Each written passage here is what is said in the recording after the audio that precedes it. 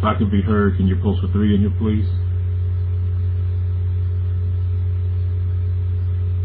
Hallelujah, hallelujah, hallelujah.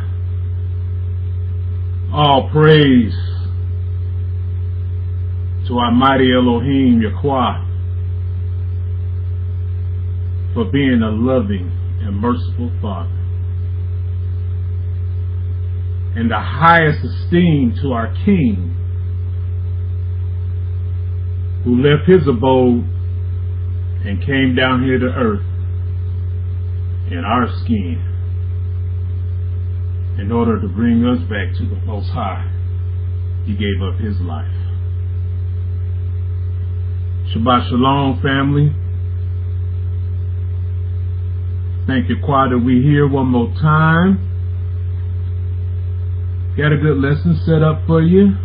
But before we begin, I would like to start with the reading out of Ephesians chapter 4, verses 11 through 16.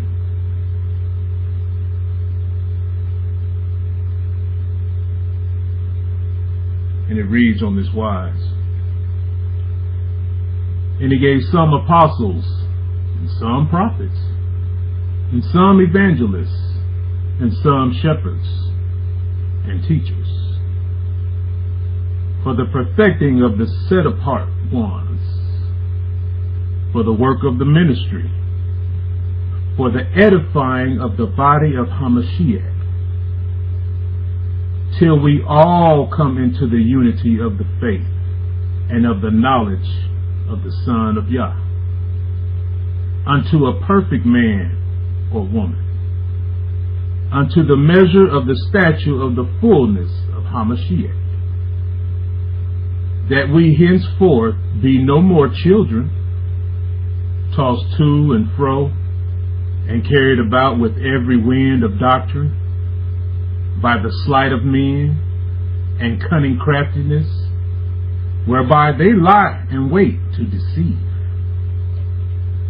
But speaking the truth in love, may grow up into him all things, which is the head, even Hamashiach, from whom the whole body, fitly joined together and compacted by that which every joint supplieth, according to the effectual working in the measure of every part, maketh increase of the body unto the edifying of itself in love. Hallelujah.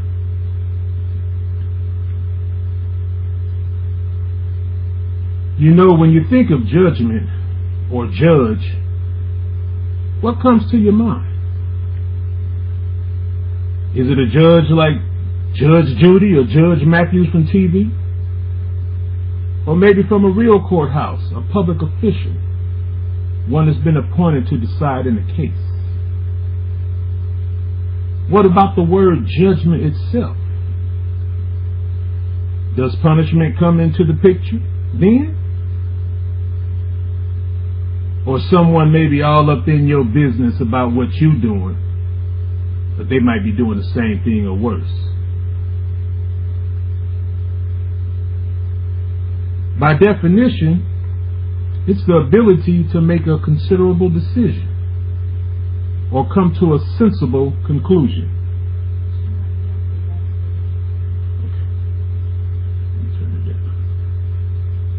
A little loud there, family? How about now?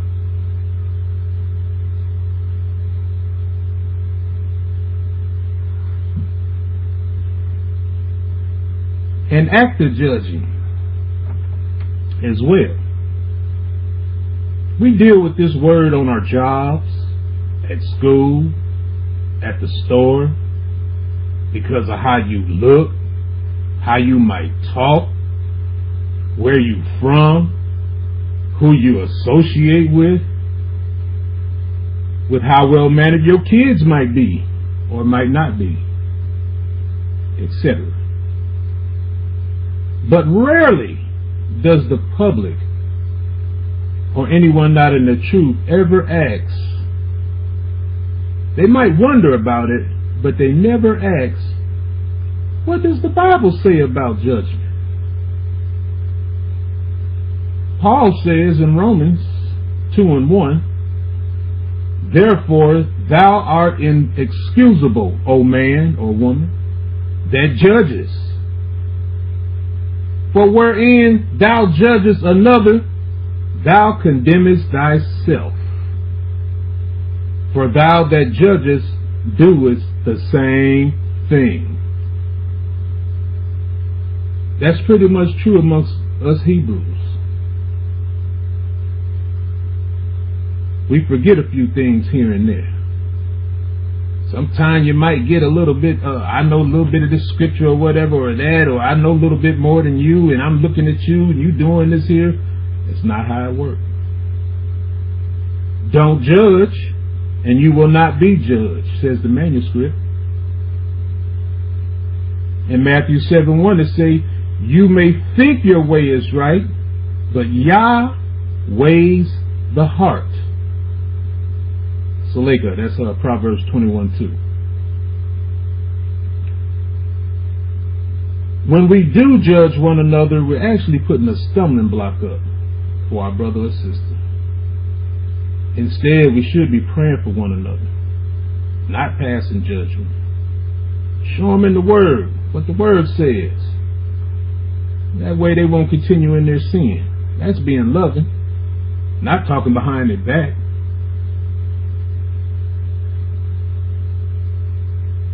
If you understand what I said so far, can you put a 9 in here?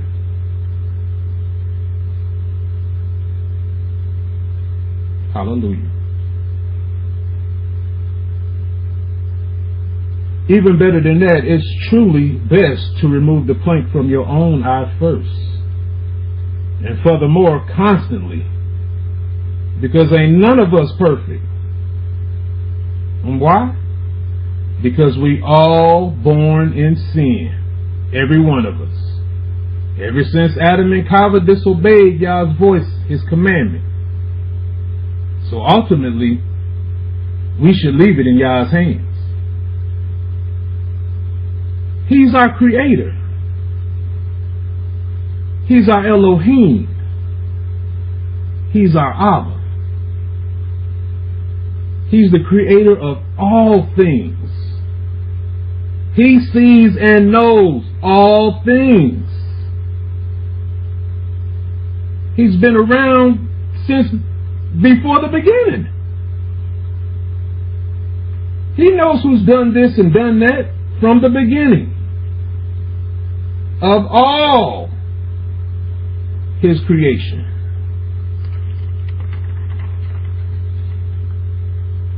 From the angels to men to women, children, Yah knows it all.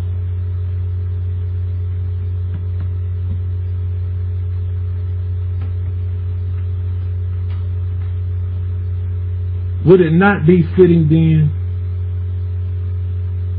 that we would have Yah to be the judge, who has the ability to make a considerable decision, or rather a righteous decision or judgment? Consider this, Israelites. Our Father in heaven, our King, and our King, loved us so much that it's been written on the heavenly tablets and ordained from the beginning that He would show us mercy. All of us that would turn from our guilt once per year. Let's turn to the book of Jubilees, chapter 5, verses 14 through 19. Let's read that so we can get some clear-cut understanding of how righteous the Most High is with judgment.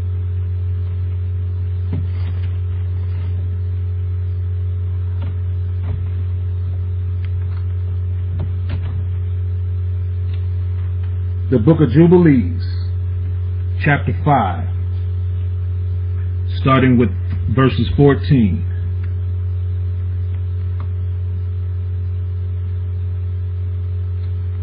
Y'all hearing the extra humming sound or something? Is it too loud, family? Okay.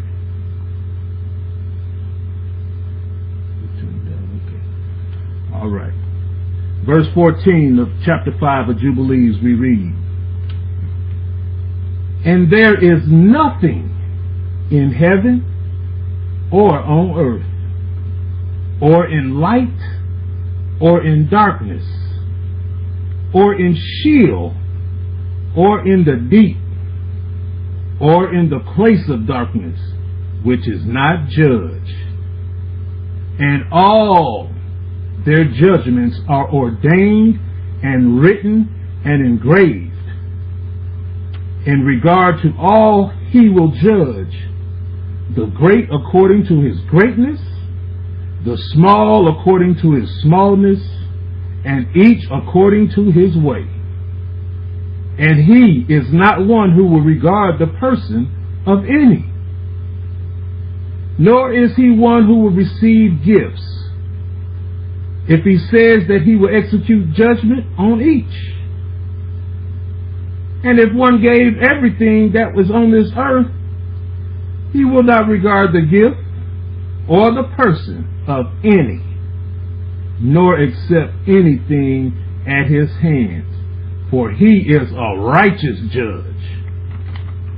Next verse, show you how righteous he is. "And of the children of Israel, it has been written and ordained, if they turn to him in righteousness, he will forgive all their transgressions and pardon all their sins. It is written and ordained that he will show mercy to all who turn from all their guilt once each year.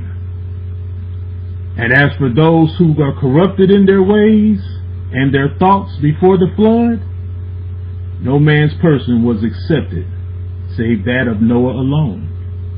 For his person was accepted in the behalf of his sons, whom Elohim saved from the waters of the flood on his account. For his heart was righteous in all his ways, according as it is commanded regarding him, and he had not departed from out that was ordained for him." Did we not just come through the Day of Atonement, one of the feast days, Israelites? The Most High ordained this before the days of the flood. You can't tell me that ain't righteous judgment. If you understood what I read so far, can you put a Hebrew 9 in here? Hallelujah, hallelujah, hallelujah. The name of our lesson is Yah will judge all.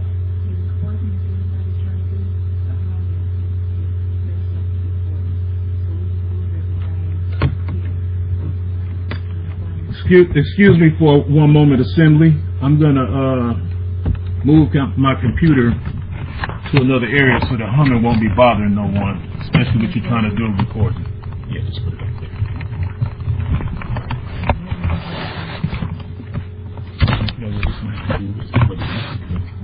All right, man. Good. Thank you. I hope that helps with the humming. Those on the radio, I'm sorry if humming is coming through. My Elder Shemanu Yah and Elder Jacob, they got the equipment to do this and that. They can multitask with all 10 fingers. But your brother Emanuel, I'm doing the best I can with one computer, so y'all just bear with me. I got a short video. Well, it's not really short. It's 52 minutes long. The last time we had a lesson. It was on we wrestle not with flesh and blood. And at the end of that lesson, a question was proposed. With all the wrongdoing that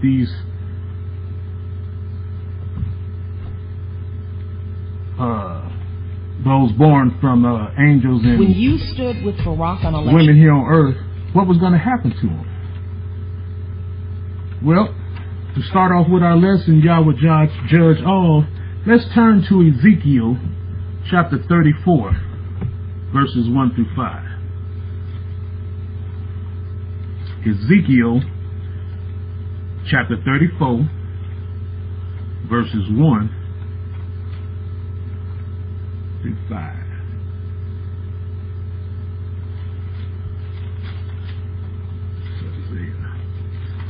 Almost the same.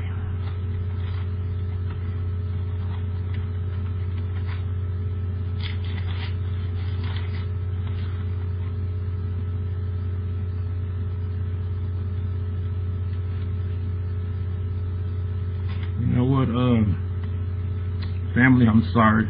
That's Isaiah chapter 34, verses 1 through 5.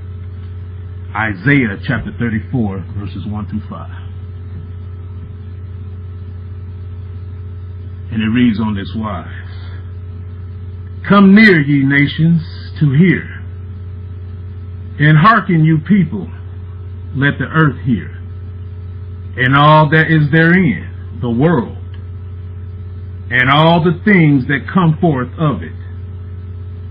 For the indignation of Yahweh is upon all nations, and his fury upon all their armies. He hath utterly destroyed them. He hath delivered them to the slaughter. Their slain also shall be cast out, and their stink shall come up out of the carcasses, and the mountains shall be melted with their blood.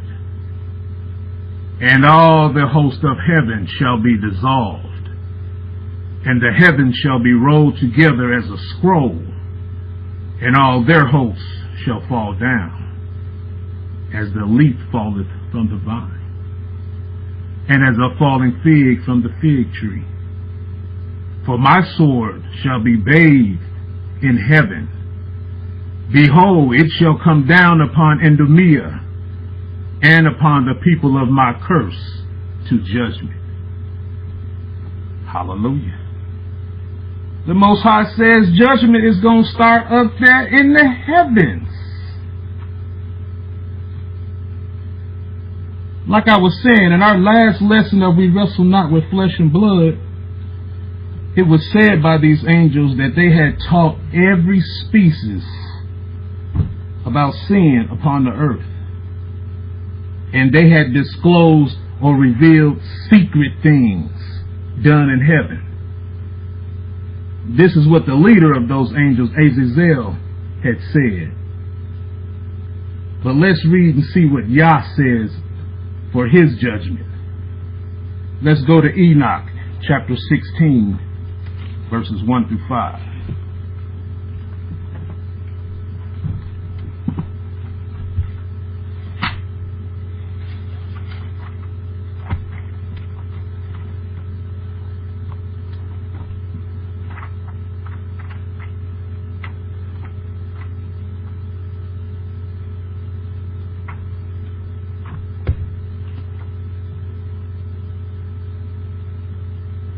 Move stuff around and my space is off now.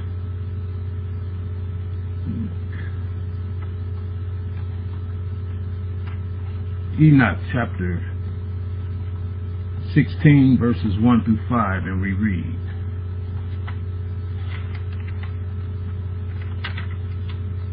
And as to the death of the giants, wheresoever there was a ruach, depart from their bodies, let their flesh, that which is perishable, be destroyed before judgment.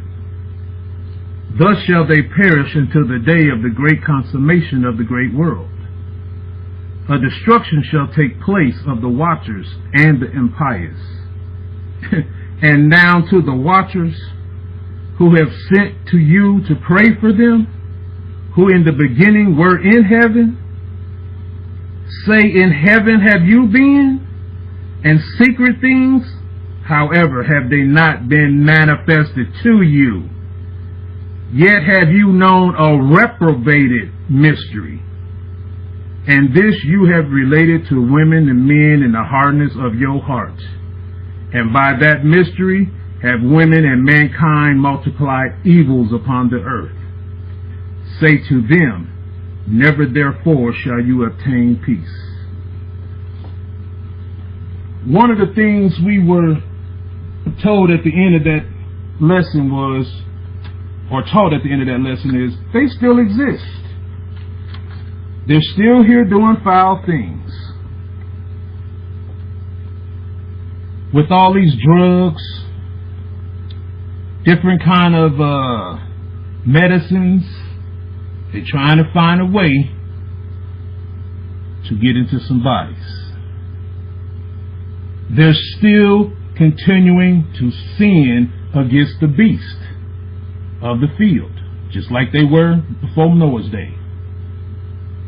We got a 52-minute video. For those of you on Paltalk, Elder Shimano Yah will post it up. For those that might be on the radio broadcast, you can find it on YouTube. It's called Animal Farm. The regular word animal spelled out, and farm is spelled P-H-A-R-M. It's about 51 minutes long. After we get through watching this video, we'll come back, discuss a little bit of it, and get your pens and paper ready for more scripts.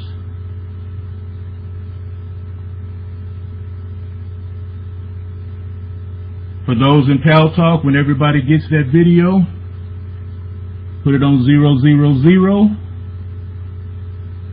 We'll do a countdown and begin so that we can all watch it together.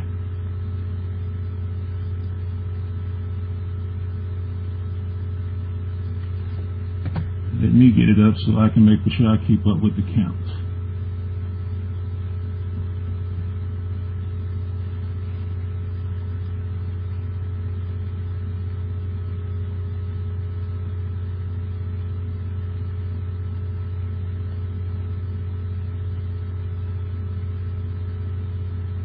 I just see 2 sevens in here, so we got about 180 people in the room.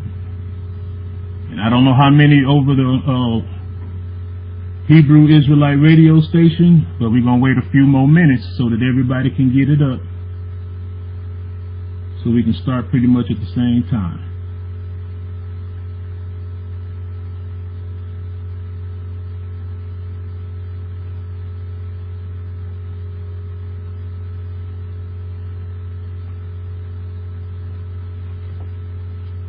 Okay, I see a few more sevens,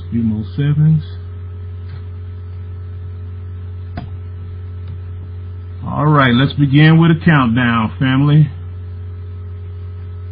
5, 4, 3, 2, 1, play.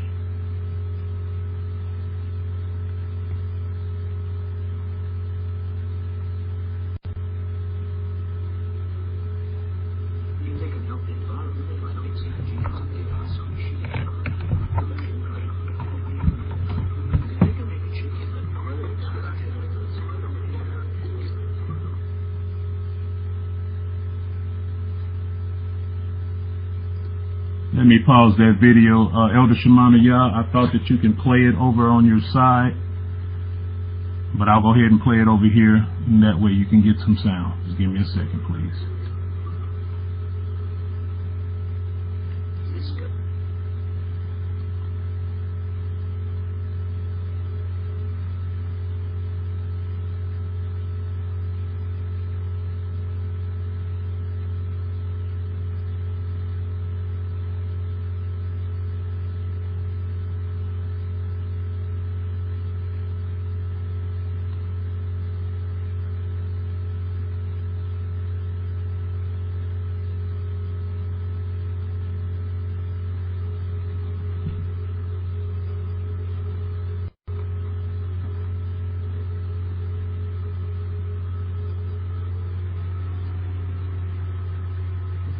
Yes, I will start all over again with the count.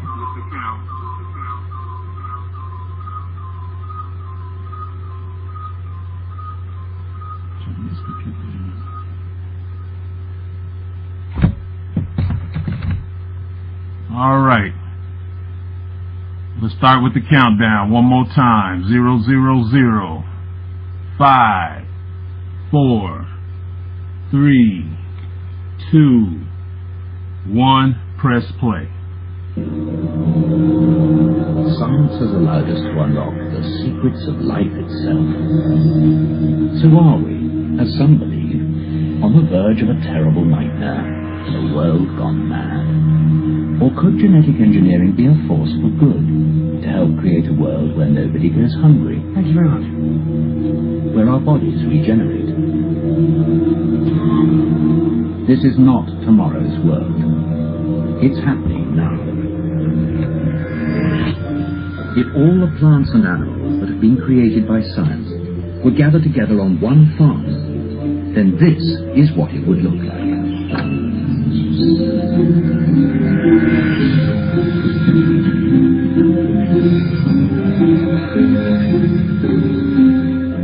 The farm is imaginary, but all the plants and creatures you are about to see are real. Welcome to our animal farm.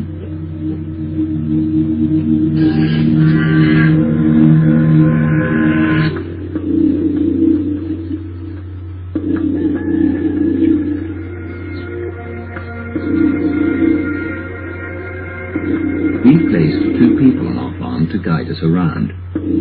Scientist Olivia Judson is a strong supporter of genetic engineering and wants to persuade you that it really can improve the world.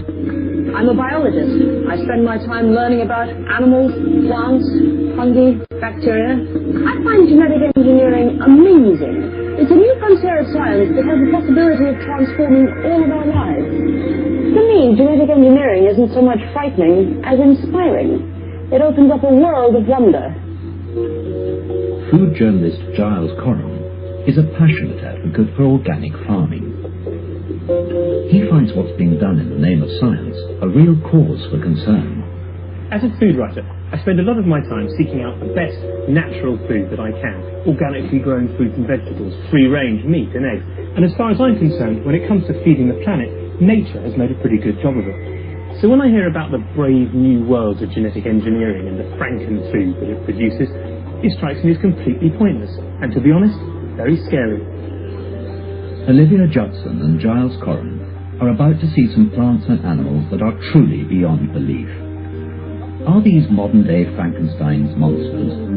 Or could they transform our lives and the world for the better? For them and us, it's time to decide. Giles' tour around our farm begins in the cowsheds. He's going to meet some extraordinary creatures, the Schwarzeneggers of the cow world.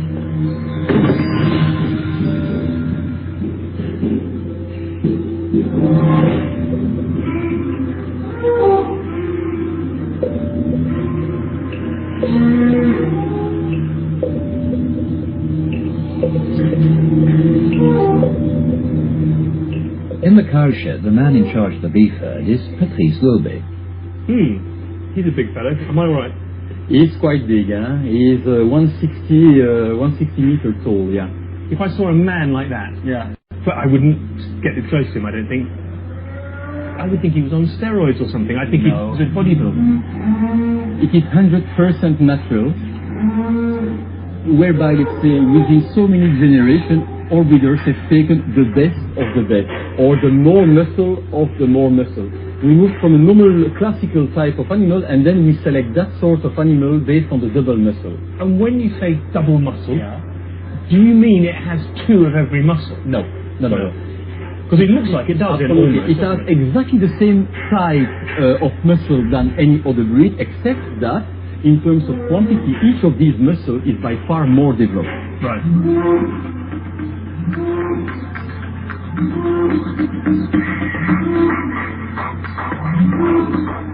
This cow is technically known as a Belgian blue. and it's the product of selective breeding. Oh, they got commercials popping in. I do not believe this. The moderator touched a presidential candidate in the face. Yeah. Let's go to space. They originally took the first one off I've had for 2 or 3 weeks. Here we go. Selective breeding is the first stop on our tour of how man is using science to control nature. It's used by farmers to enhance desirable characteristics in their animals. In fact, selective breeding is all about managing sex. To create these Belgian blues, over 100 years, farmers have only allowed the cows and bulls with the greatest muscle mass to mate. And the result is a bull that weighs over a ton. The animal's breeders are keen to show off the results of their hard work. The bulls are shaved to best display their muscles. He get no sun. Look how white it is. In order to highlight all the muscles. You see? Well, so you can see where all the meat is. Exactly. But even here, where they've sort of trimmed in there. Yeah, to highlight that muscle, which has got a high value. You see? And these are all going to be lean cuts, and they're all for quick cooking, are they? That's right. Because when you look at this, you can't help thinking of lunch, you know? Is it healthy? The animal, you mean? Yeah. Well, the animal is as healthy as another intensive producing animal. So this is about the most technological that meat can get? Not the most technological. In terms of technology, we talk about selection, natural selection, having achieved that. As healthy. So what is the science behind the Belgian blues? There is a gene that regulates the growth of muscles in cattle. These cows have been selectively bred from animals that contain a copy of this gene which doesn't work. As a result, their muscles grow far larger than normal. To ensure the defective gene is passed on, sex for the Belgian blues has been replaced by technology in the form of artificial insemination. He is basically a sperm machine. He is a sperm machine, absolutely.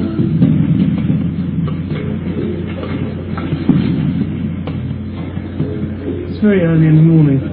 I understand.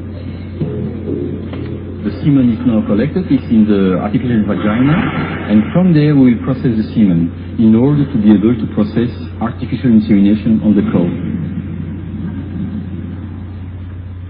So precise is the technology involved, they can analyse the semen sperm by sperm to choose the ones they want. So this is testing the sperm count. That's a sperm analyzer. It's now checking, let's say, the quality of the sperm we have been collecting this morning. Really good because you see that they are very, very mobile and they are looking forward to move towards the egg. And these are not especially muscly sperm. Don't you find that they are very muscled? Well, they look impressive to me, but I've never seen any other sperm. No. Visually, you won't see any difference. There is no way to find any difference between the bovine, the equine, and the other species. No. Right.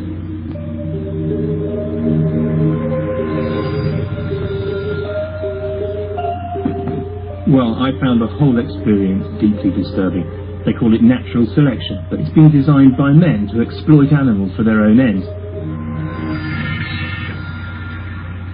Whilst to Giles, this seems shocking and unnatural. Scientist Olivia Judson has a very different view of what's natural in the first place. It's always fascinated me that what we think of as natural is often anything but. Take this farmhouse treasure trove, the classic image of nature's bounty. But nothing on this table is simply the product of natural evolution. We've been genetically manipulating fruit and vegetables for thousands of years. Take the carrot. Crisp, juicy, orange. But until about 300 years ago, carrots usually looked like this. White. The Dutch selectively bred orange carrots as a tribute to their royal family, the House of Orange. The pink grapefruit we eat are all clones of one original mutant grapefruit. We've forgotten forgotten that the potato was originally poisonous. The wheat was once just a scrawny, wild grass. Farmers have been interfering with nature for thousands of years. And on our farms, they are still at it. Next, Olivia is about to meet a new kind of chicken, which may come as a bit of a surprise.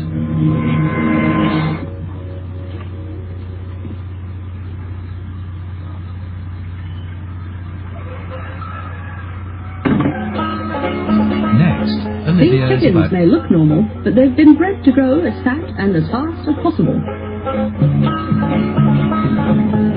Greedy chickens have heart rates as high as 300 beats a minute. They have a high metabolism and find it difficult to cool down. But they've been bred to grow as fat and as fast. In charge of solving the problem of overheated chickens is geneticist Dr. Avigdor Kahana. As long as they are kept in cool environment, this is not a problem at all, because this heat is dissipated through the legs, through the face, and that's sufficient.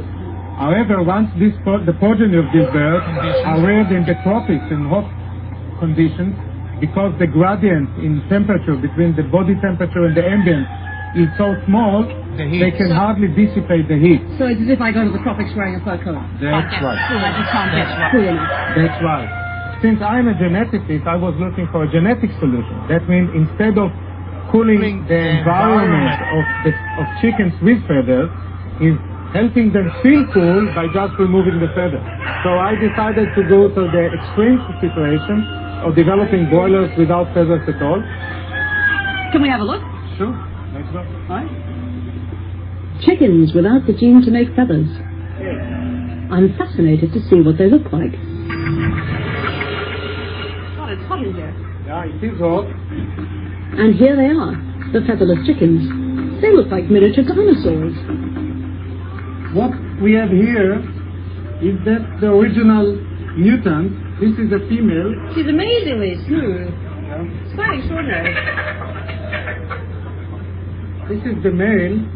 And as you can see, no scales on the feet. Right. That's why the mutation is called scaleless.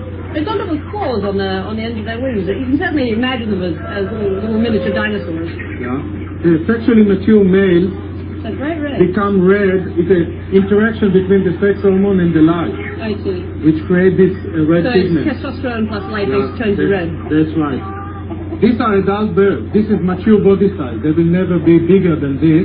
When I started to cross birds like these ones With the ones that we saw. Well, they try to fly. They still know how to fly. I don't know, that's true.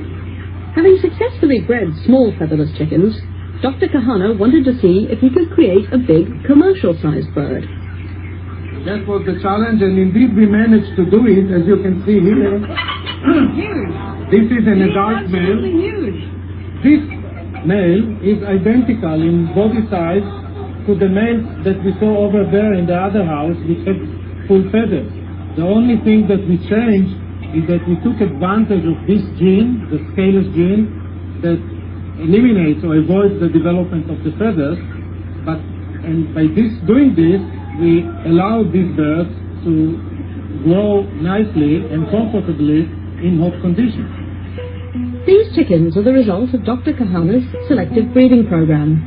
And after 6 generations of mating the chickens with the featherless genes, this is what we've ended up with. I can imagine most people's reactions at seeing these chickens is one of revulsion. But if you were a chicken in 100-degree heat, you wouldn't want feathers, believe me. And anyway, they're not the first animal bred to have their natural covering removed. Look at pigs. Wild boar are furry. And even we humans were once apes, entirely covered in hair.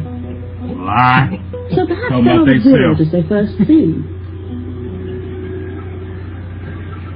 What is the future of these chickens? Are we going to see them in our supermarkets too? Hopefully in the supermarket in the tropical countries, in Nigeria, in Indonesia, where it's very hot. For these farmers, it's easier and more efficient because there's no need. That's right. There's no need to pluck them. The proportion of meat on these birds is higher. So featherless chickens in the tropics, they grow faster than a bird with feathers because they don't get held up by the fact they're getting too hot. They're healthier. They cost less because you don't have expensive housing. Sounds fantastic. That's right. Good for the person, good for the bird.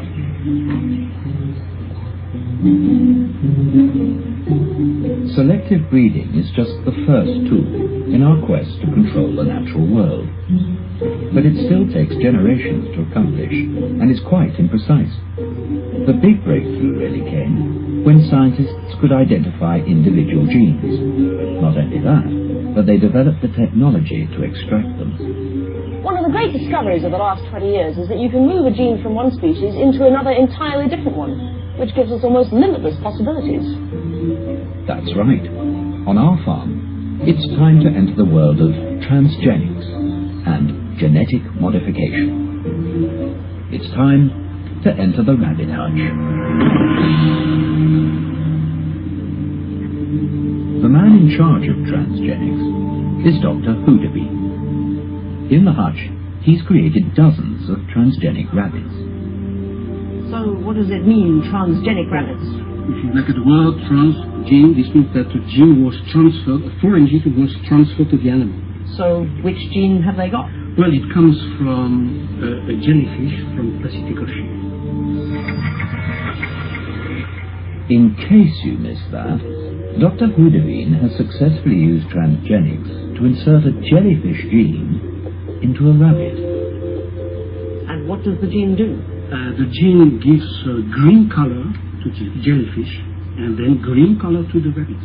So the rabbits glow green in the dark? Yes, absolutely. Can I see? Oh, sure. Charged up with blue ultraviolet light and viewed through special glasses, the skin and the eyes of these rabbits glow green, just like a jellyfish. Oh yes, extremely green. So the difference is great because they have red eyes in normal light and green in this way. It looks quite peculiar, I must say. This is no trick of the light. These rabbits' eyes and skin really do glow green. It's amazing what he's done. This is transgenics in action. Scientists have managed to isolate a tiny bit of jellyfish DNA that makes them fluoresce, known as the GFP gene.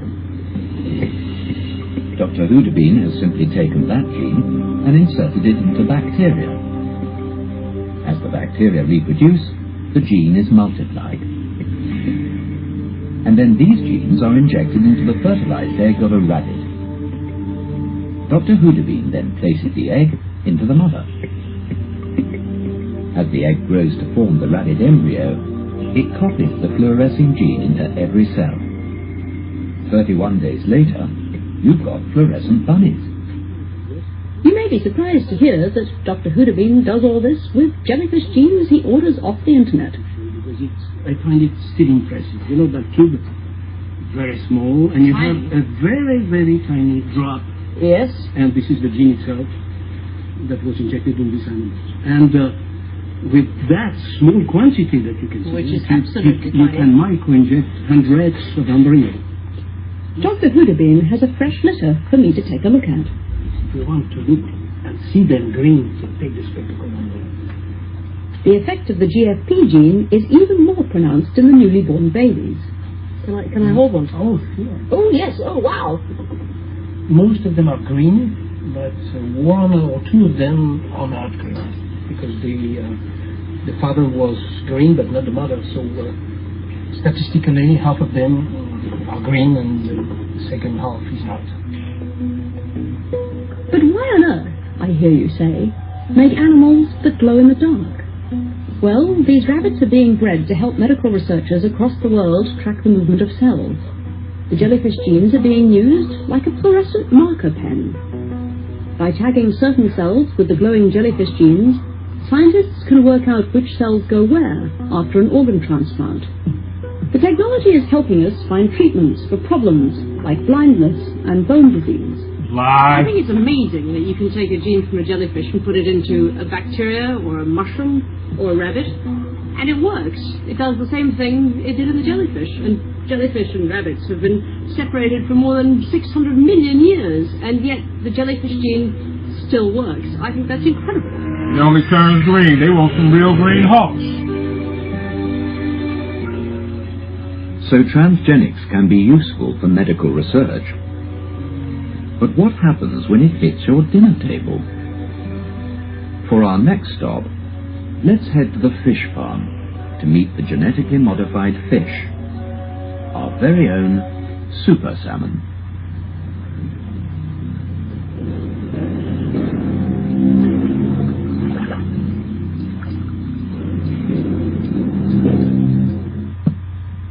Another commercial. Let me get past it, family.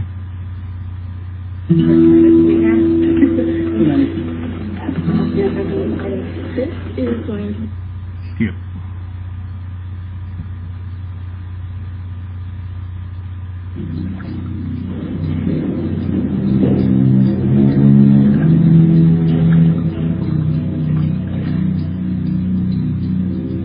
In the fish tanks on our farm, Joe McGonigal is using transgenics to create a salmon that grows extra fast for your dining pleasure. So down here in this tank, we have transgenic fish that are a year old. During this period of their lives, they're growing about 4 to 6 times faster than standard salmon grow. We can take this out and we can compare it with a standard non-transgenic salmon, and you can take a look and see how they compare, both for size and for condition. After just 1 year's growth, Joe's salmon are 4 times larger than non-GM salmon of the same age. Well, what we have are 2 same-age fish. The larger one, as you can see, is the transgenic that we've just taken out of the tank. These fish are virtually identical, except for one has a transgene. It grows faster during this first year of life. Traditionally, a salmon only grows in warm water. But as soon as the water gets cold in winter, the gene controlling the salmon's growth switches off, and the fish stops growing. Not anymore. Joe takes the genetic switch which controls growth from another species of fish that grows in cold water. He inserts that into the salmon egg. The presence of this genetic switch means the new salmon now grows all year round, whatever the water temperature. Joe really does seem to love his fish. As you can see here, these are beautiful fish. There's virtually nothing wrong with them in any way. They're streamlined, they're torpedo-shaped, there is virtually no deformity. They look exactly like conventional fish. This is not like a bodybuilder situation or people using steroids in order to bulk up. These fish are essentially producing what they need internally under their own genetic control. Joe sees himself as a farmer of the future. He really seems to believe that using transgenics to create these super salmon could make salmon farming less damaging to the environment and protect the few remaining stocks of wild salmon. You can reduce the environmental footprint of conventional salmon farming in a couple of ways. One is that these fish are more efficient at feed conversion. They gain about 30% more weight per gram of food they eat compared to conventional salmon, and as a result they also produce about 30% less waste. That waste would otherwise end up in the water column or on the bottom of the ocean. In each of these trays, Joe's got enough eggs to grow super salmon on an industrial scale. Each one of these contains about 10,000 eggs, and there's something in the neighborhood of 160 of them. Each one is a unique family, and each one can be bred forward into the future. But what on earth would happen if these monster salmon escaped and swam off to breed with ordinary fish? The concerns that the transgene is out there and there's no calling it back, you've changed the world forever. Now, in point of fact, the fish are sterile. They can't breed at all. There's no possibility of a transgene that exists in an Atlantic salmon escaping from the species. So because the salmon are sterile, Joe's certain there's no danger of the gene getting out and causing chaos. Novelists get paid for imagining those kinds of things. Fish breeders get paid for producing fish that can provide food into the future without the problems of over-harvesting stocks that will frankly disappear if we keep hitting them. Here on the farm, super salmon aren't the only genetically modified animals that could help save the environment. For our next appointment, we're heading to the pigsty to meet some creatures who could help us out of a sticky situation.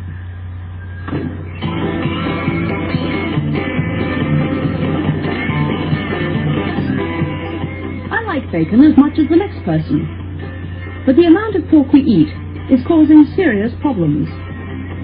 Last year, we killed more than 2 billion pigs, and these creatures provide more dietary protein, more cheaply, to more people than any other animal. But all this consumption comes at a cost.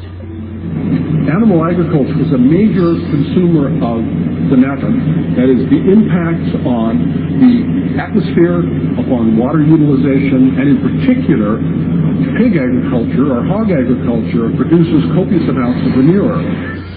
Manure. It's a natural product, but on an industrial scale, it's a serious environmental pollutant. And poo from pigs is particularly toxic. Pig manure has a very high level of phosphorus within it from normal diets through normal pigs. And that phosphorus usually is more than is required by crops produced on land fertilized with pig manure. Pig manure is packed with phosphorus because pigs simply can't digest it. And this excess is causing some serious damage. It runs off into the water supply, causing the overgrowth of algae and killing fish. Telling on It's an themselves. impossible problem of biology. But John Phillips has found a way to fix it. A very simple and effective solution to the environmental problems caused by high phosphorus pig manure found right behind these doors.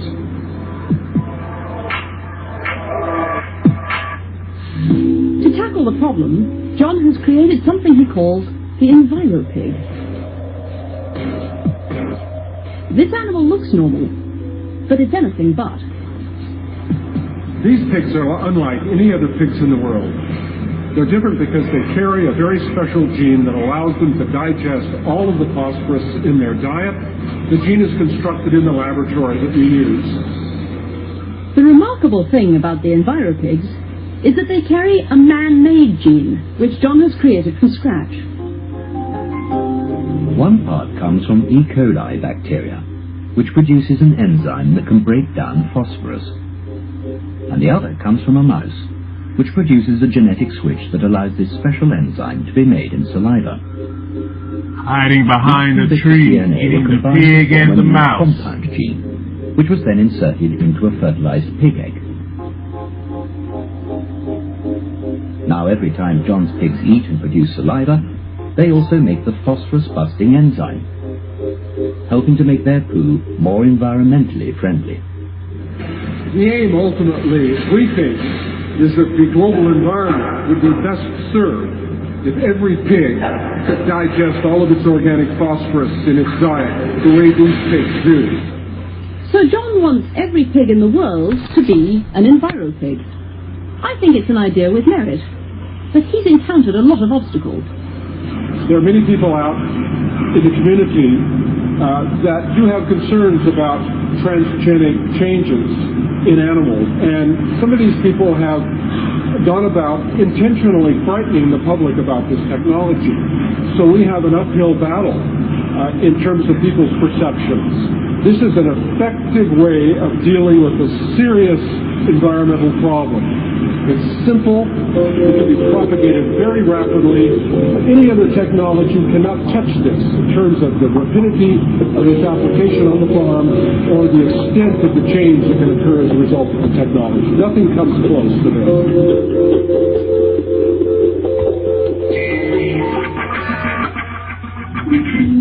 All over the farm, scientists are discovering that genetic modification is an immensely powerful tool. But it's also a controversial one. Olivia Judson is convinced that we shouldn't be afraid of it. I personally would much rather eat an organism that has been genetically modified to grow fast than one that has been injected with a lot of hormones to grow fast. I certainly would have no objection to eating an animal that has been genetically modified. I mean, what is a gene? It's an instruction to make a protein. It's not anything mystical. I think to a lot of people it probably is something mystical. But it's not. I mean, there is nothing mystical about a gene. We know what it is, we can describe it, we can build them. There is nothing mysterious, and all it does is contain the instruction for making a protein. You know, you add one, you take one away, so what? But having understood how it works, to then start changing it and meddling with it, is another step, isn't it? Well, we already have. I mean, nothing in this countryside, in this landscape, is natural. It's been modified by us. We haven't done it precisely, but we certainly have altered which sheep are growing, which grass is growing. We just don't have such a thing as a natural landscape in most of the world. I mean, it's just complete, you know, it's a fantasy. We've created it. What Giles and so many other people don't seem to appreciate is that genetic engineering is one of the most highly regulated technologies in the world. It's so highly regulated that even when GM could really help save lives, we're not allowed to use it.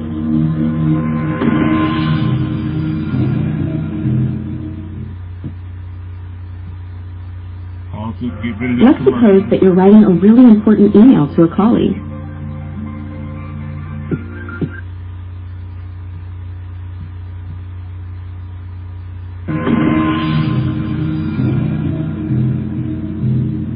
Absurdly, this greenhouse is classed as a biohazard containment facility, the sort of thing where you keep a sample from Mars.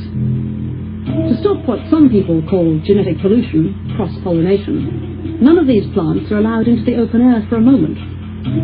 But inside are simply new strains of the crops billions of people eat every day. What's more, every cutting is meticulously catalogued and recorded. The point is, scientists working here have been trying to cure a condition that kills 2.5 million people a year. Vitamin A deficiency. It's a huge problem. Half the world's population gets almost all their nutrition from rice. But unfortunately, rice doesn't have in it a set of simple chemicals called carotenoids. That's the stuff that gives colour to vegetables like carrots and peppers. Our bodies use carotenoids from vegetables to make vitamin A. And if you don't get enough vitamin A, you have real problems. Vitamin A deficiency suppresses the immune system, but before it does that, it makes individuals blind. Most of the children who are affected are less than 5. Most of them die within 2 years of becoming blind. People suffering from vitamin A deficiency die from diseases which healthy people can survive. So vitamin A deficiency kills 2.5 million people a year. That's equivalent to a 9/11 every 12 hours, to a tsunami every month, to 250 people dying during the course of a 1-hour television program. So the scientists set to work to see if they could manage to make rice high in vitamin A by persuading it to produce the carotenoids. Their science was pioneering. They identified not 1 or 2, but 3 genes. 2 from a daffodil and 1 from a bacteria, which they thought would help produce carotenoids. They then tried to insert all 3 of these into rice DNA. In 1999, after years of trial and error, they finally managed to create rice that produced beta-carotene. They could tell that this was being produced because the genetically engineered rice was coloured yellow. They christened it golden rice. That was amazing science. It still is amazing science. At the time, no other genetically modified plant had more than 1 gene expressing. They put 3 in and turned on a pathway.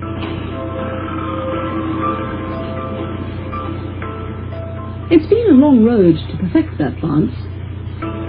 But now, a bowl of golden rice can provide an individual with enough vitamin A to meet their daily needs. But absurdly, golden rice is still locked in greenhouses like this. Dr. Adrian Duboc finds this completely frustrating, and I can understand why. Genes occur in all the food we eat. They occur in all organisms. Biology is a most powerful tool, and there's nothing to be frightened of in this technology. The history shows it's extremely safe. It's the most regulated technology of any technology that's ever been introduced. So how can rich people in Europe stand in the way of choice for poor people in the developing world, especially when standing in the way of that choice kills them? Golden rice sums up what I find so frustrating. There may be issues about who exploits this technology, and there have been worries about cross-pollination. But the basic underlying fear remains irrational. The science at the heart of this is so effective, and the plant scientists who've made the breakthroughs are trying to make the world a better place.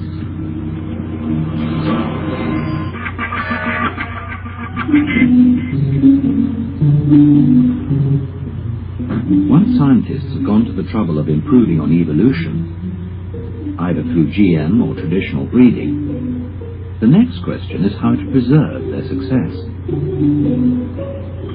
And now we get to the most extraordinary technique scientists are using on our farm. Cloning. You've probably heard of Dolly the sheep, but what you may not know is that since then, scientists have created whole herds of cloned cows, pigs, and flocks of sheep. For our next stop, we're going to meet the prize-winning herd of longhorn cattle, an entire paddock of clones.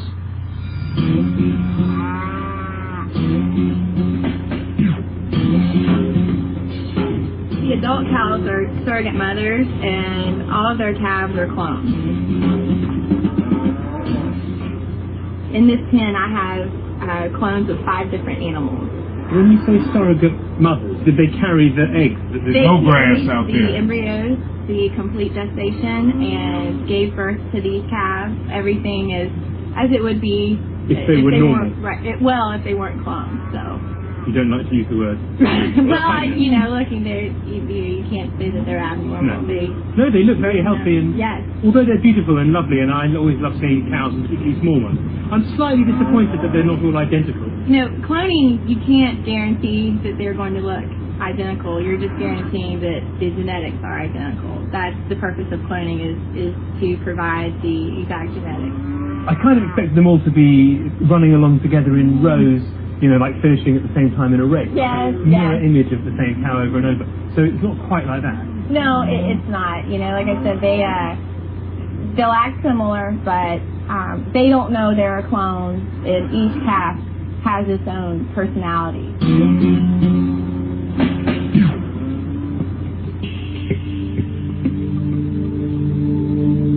So just how do you create a clone? Expert cloner Earl Huang is keen to show Olivia just how it's done. Let me see if I can get it. Today we're working with bovine. So the cow egg? Yes. These eggs come from a slaughterhouse, and what I'm basically doing is taking out all the DNA and creating a blank for the actual cloning process to begin. So in order to clone, you need an empty egg. Exactly. And so you're plunging this glass pipette into the egg and just suctioning out the DNA. Yes. It's an extremely delicate operation. It is. You have to have good hand-eye coordination and have to be gentle with the eggs. You don't want to kill them. And that's what's amazing about cloning. It doesn't require particularly complicated chemistry, just a microscope, a very sharp glass needle, and incredibly steady hands. And I'll go in with the pipette and draw it up like juices from a turkey. I have to say, it's fascinating to see it. Next, Earl has to hoover up the cells containing the DNA of the animal he wants to clone. These are cells grown from the skin of the animal that we want to clone. Exactly. It amazes me that you can put a cell from a grown-up animal into an empty egg and something happens. Well, the cell basically contains the whole genetic makeup of that animal. You now insert the DNA of the animal you want to clone into the empty egg. One cell into each egg. This is a little pocket of space. What I'll do is puncture the egg and just carefully deposit the cell in there. Last of all, you need to wake up the egg containing the new DNA. All it takes is a spark of electricity. Earl may make it look easy, but in fact it's immensely difficult to pull off in practice. Dolly the sheep was the only survivor of 300 attempts. But if you can master it, the rewards are huge, because once you've found your perfect animal, you can create a clone and repeat it time after time, like a biological photocopier. And it's not only farmers who have their eye on this technology. For our next appointment, let's head to the stables to meet a world-famous sporting duo, who have just made scientific history. Hi. Michelle Maynard. Hi. And this is Scamper. So what's so special about his horse? He's a 10-time world champion barrel racing horse, and he won those 10 championships consecutively. And what is barrel racing exactly? Barrel racing is a timed event around 3 barrels in a cloverleaf pattern. It's timed. So the barrels are in the ground? The barrels are 50-gallon drums. There's 3 of them set in a cloverleaf pattern, and it's timed electronically right into the 100th of a second. So when you ride round and round and round? As fast as you can. Who was you riding him? I was the only one who rode him.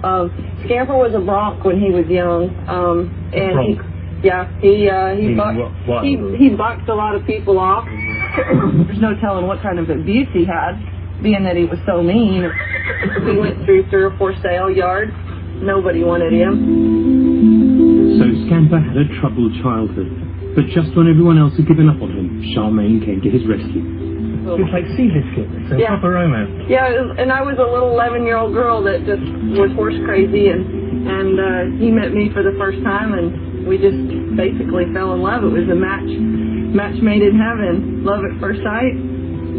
Scamper made me who I was and what I was, and he did. You know, I lived every day of my life with him for 10 years while I was winning the world championship, never left him. But all good things come to an end.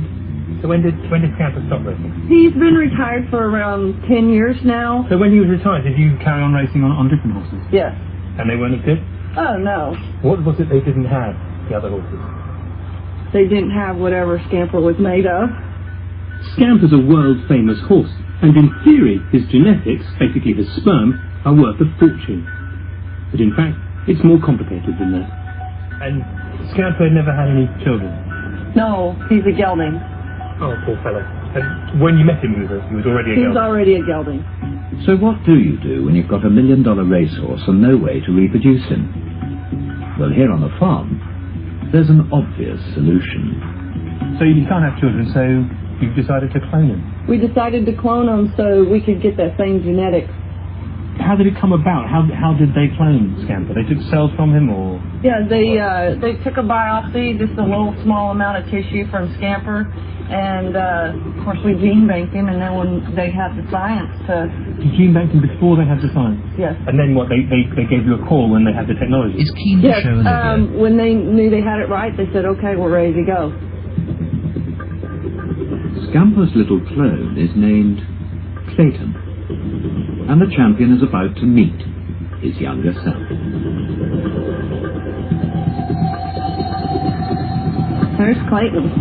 Oh. Well, he looks pretty normal, but this is crazy stuff, and I reckon it must be even weirder for Scamper. Have they met many times before?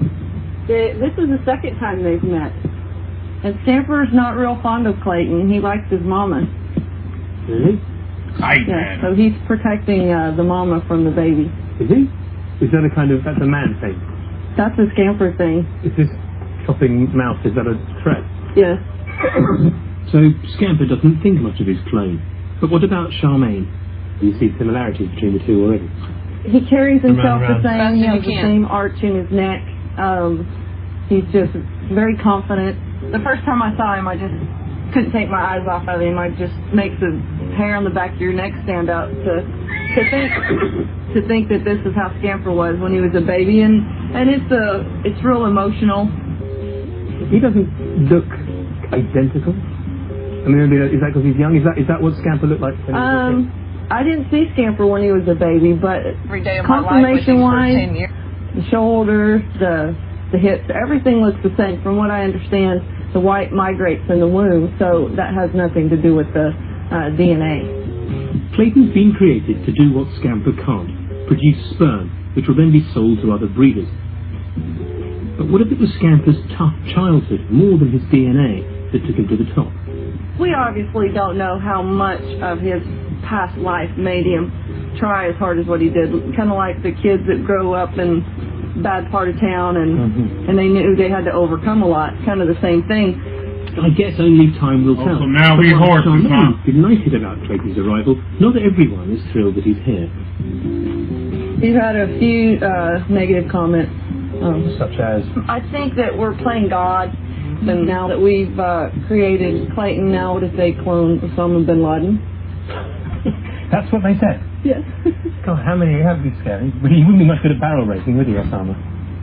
In spite of the skeptics, Charmaine's certain she's done the right thing. I think the people who really don't understand the science behind it may oppose it, but the reasons I did it were, I love Scamper, but I have a passion for great horses and their ability. And I've struggled with other horses past him that had so many physical problems from competing that it's hard to get past all that. And if we can start breeding some horses that stayed as sound as him, then I think we're doing a real noble thing. So cloning is an irresistibly powerful tool for some breeders. And it's been around a lot longer than you might think. Cloning, to a lot of people, I think, suggests a Xerox copy. Exactly what it suggests to me. And that's obviously not what it is. I mean, technically speaking, an identical twin is a clone. Apples, for example, are all clones. Almost all fruit is made by grafting, so as to avoid the genetic lottery. Well, every apple there's no unique apples. Well, we could grow them from seed, but then they'd taste horrible and would be useful only for making cider. In what sense is it explained? Apples are grown by grafting, so that you don't have to take the risk of sex. Sex breaks up good gene combinations. The offspring of an apple that tastes good often don't taste very good, because the genes that made your apple taste very good have been shuffled up. In that case, let's accept the fact that the cloning of an apple is not especially scary, is it? That's not the thing that worries people. It's cloning people. It's cloning cattle for eating that scares people. Why? We don't know what the long-term dangers are likely to be. Is the species not strengthened by constant cross-fertilization? Are we not storing up some time bomb? We might have a problem if every cow on the planet was a clone, but we're not. I mean, that's not what's going to happen. Would you eat a clone? Yes. Really? Absolutely. Would you? I would eat applesauce made from a cloned apple with a normal pig, but I wouldn't eat the cloned pig. So Giles wouldn't eat a clone, but as his tour around the farm ends, are there any of the animals on our farm he would be prepared to give the taste test to? They don't look very different dead than alive, do they? I mean, they're still all muscle. There's almost no difference between the animal with the skin on and the skin off. You're quite right. Yeah, that's right. I mean, you would say, if you didn't know that this had been selectively bred over 100 years to get to this state, and that it was just an animal randomly killed, and you would say that animal must have had a very strenuous life. I mean, why has this animal got all these muscles? It must be for a reason. But then the meat wouldn't be very good, because that meat would be very tough, you see. So the beauty of the Belgian Blue is that because of that double muscle, all the food is converted into muscle, but these muscles remain very tender, you see. Now for the moment of truth. Has all the effort been worthwhile? What will this ultra-lean, double-muscled meat actually taste of? That is very, very lean. No fat at all.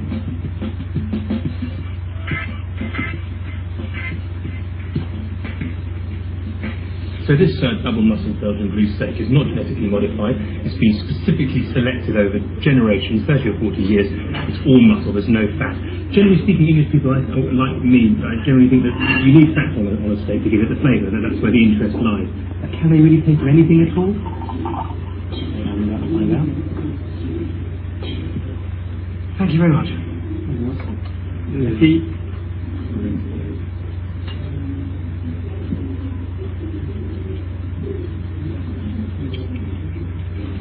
I don't think of anything at all.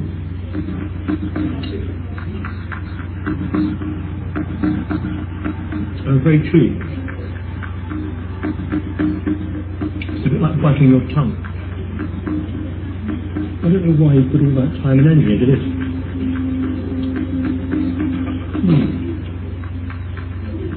It's like horse. Get rid of the... So the Belgian blues aren't to everyone's taste. But as our tour around the farm comes to a close, Olivia has one last surprise up her sleeve. And it's one of the most revolutionary concepts we've encountered. You will never have seen this before. That. One possible use of genetic technology is to just get rid of the animal altogether and just grow steaks in vats. This looks a bit unappetizing. It's Depends what it is. well, it's a prototype steak in a vat. This is meat grown in a petri dish, a burger from mince that has never been part of a cow or bull. It opens up a world where no animals need live or die to feed you. Hamburger patties. Stem cells. It's grown from stem cells. Not human stem cells. Cow stem cells. Right. This prototype non-animal burger may look slightly odd, but you could just be looking at the future of food. You could just grow a hamburger in a vat, or grow a large piece of breast meat in a vat, and get rid of the animal altogether. Last commercial. Oh, I didn't see you there. I am Rachel, and these are the part-time sleep. 2 minutes of the video left before we come back up into the room. A large piece of breast meat in a vat, and get rid of the animal altogether. And so if you're worried about the ethical treatment of animals, you might then want to start eating meat again. Surely you couldn't make one of these tasty. Find the life of the animal is what makes the thing tasty, isn't it? I mean... We'll have to do the experiment. Next time on Animal Farm, we look at how biotechnology is changing the world of medicine. We meet the cows that are milked for their blood, the sheep with humanized organs, and the mice who can regenerate themselves. We have gone to all this trouble to prepare this food, so might as well eat it. Do you want to start with the? Do you want to carve the super salmon? Cheers. To genetic modification. To Mother Nature.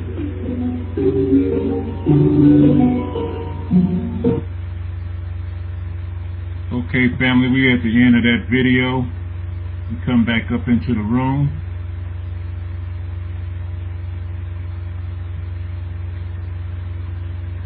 If I can be heard, can you post the 3 back in the room, please?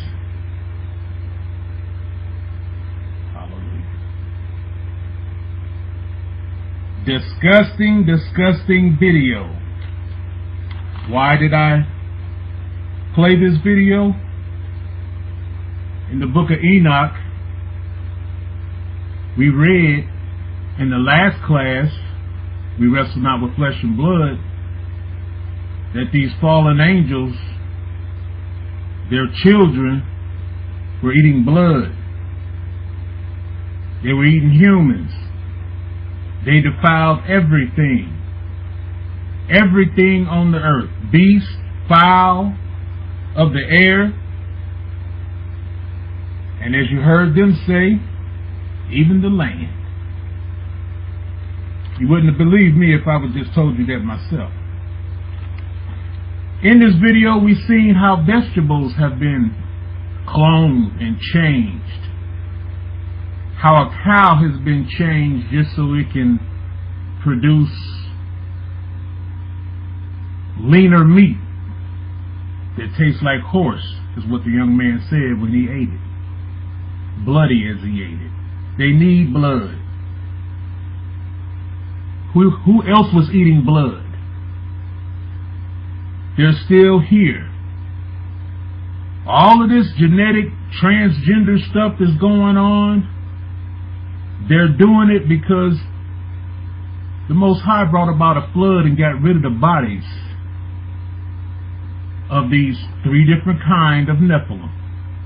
And they've been wanting bodies for a long time. Elder Jacob has done shows Walk on the Dark Side. We've shown videos where people have gotten on different kind of drugs and they can barely move. They standing in place. Some of them out of their mind. Some of them are scooting like they can't walk, mumbling, because there's portals that's been opened up and there's spirits in them. There's demons in them. This is a way, that's all science is, it's witchcraft. They put another name on it, but it's witchcraft. This is a way to introduce it into people without them unknowing it. They know a battle is coming. They know judgment is coming. And have they not lived in animals before? Swine? Didn't Yahushua, when he seen the man that was bound up and he had plenty of demons in him, they named Yahushua and said, it's not our time yet. Allow us to go into that herd of swine. How did they do that back then? You don't think they can do that now? Why are this GMO thing has been a big thing for years? They got farmers now that can't even grow crops without going back to the GMO companies and buying their seeds again. Because the food that they produce don't even produce seeds so that they can grow the food on the farm again.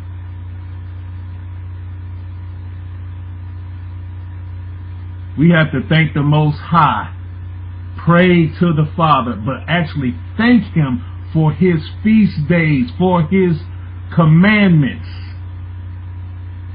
Why? We read it from the beginning. In Jubilees, He's made a way for us to be atoned for our sins. Some of these things we eat, we don't know it. They make the writing on the package so small now, you need a magnifying glass just to read it and see what's in it. Then they name it, and you don't know unless you go and try to look it up. Then they'll hide it, just like the woman hid the word clone. So you thank the Most High for what you do eat, and ask it not to cause major pains to your body, but still eat clean. He knew that these folks was going to do this. In the last lesson, we said that He was going to open the eyes so that everybody would be seeing these things. Part of it is judgment. We've seen them clone a big old fish, a salmon, super salmon. They did the same thing with a pig. Their poop's supposed to be on the ground. The phosphorus or whatever that comes from them eating trash, that's fertilizer for trees and all the other stuff to grow. But it's been getting in the water. You hear them telling on it and causing the algae bloom. The poop that the fish eat, poo out in the oceans, that's what the sea roaches are for. The crabs, the crab legs, the scrimps. The catfish that our folks like to butter up and put on a grill and fry and batter. I used to be one. Until I found out the truth. I don't even like the way it smells. I don't even go to some restaurant sometime because of what they're serving. Ain't nothing on the menu and I don't even know if the chicken clean. Rice. It's mostly grown in the areas of Chinese, India, I guess where the water is high. I've never known any farmers here in the United States to grow rice. I don't know, but I'm pretty sure most of it is GMO now. Let's turn to a couple of scriptures here, folks. I presented this to show you that the Most High has to judge because they're still doing the wrong. They're still sinning against the beast in the world. Let's turn to Enoch chapter 18, verses 14 through 16, and see what the Most High has to say again about judgment.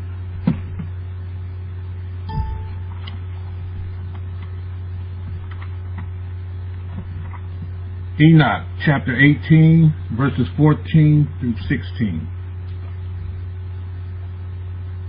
And we read,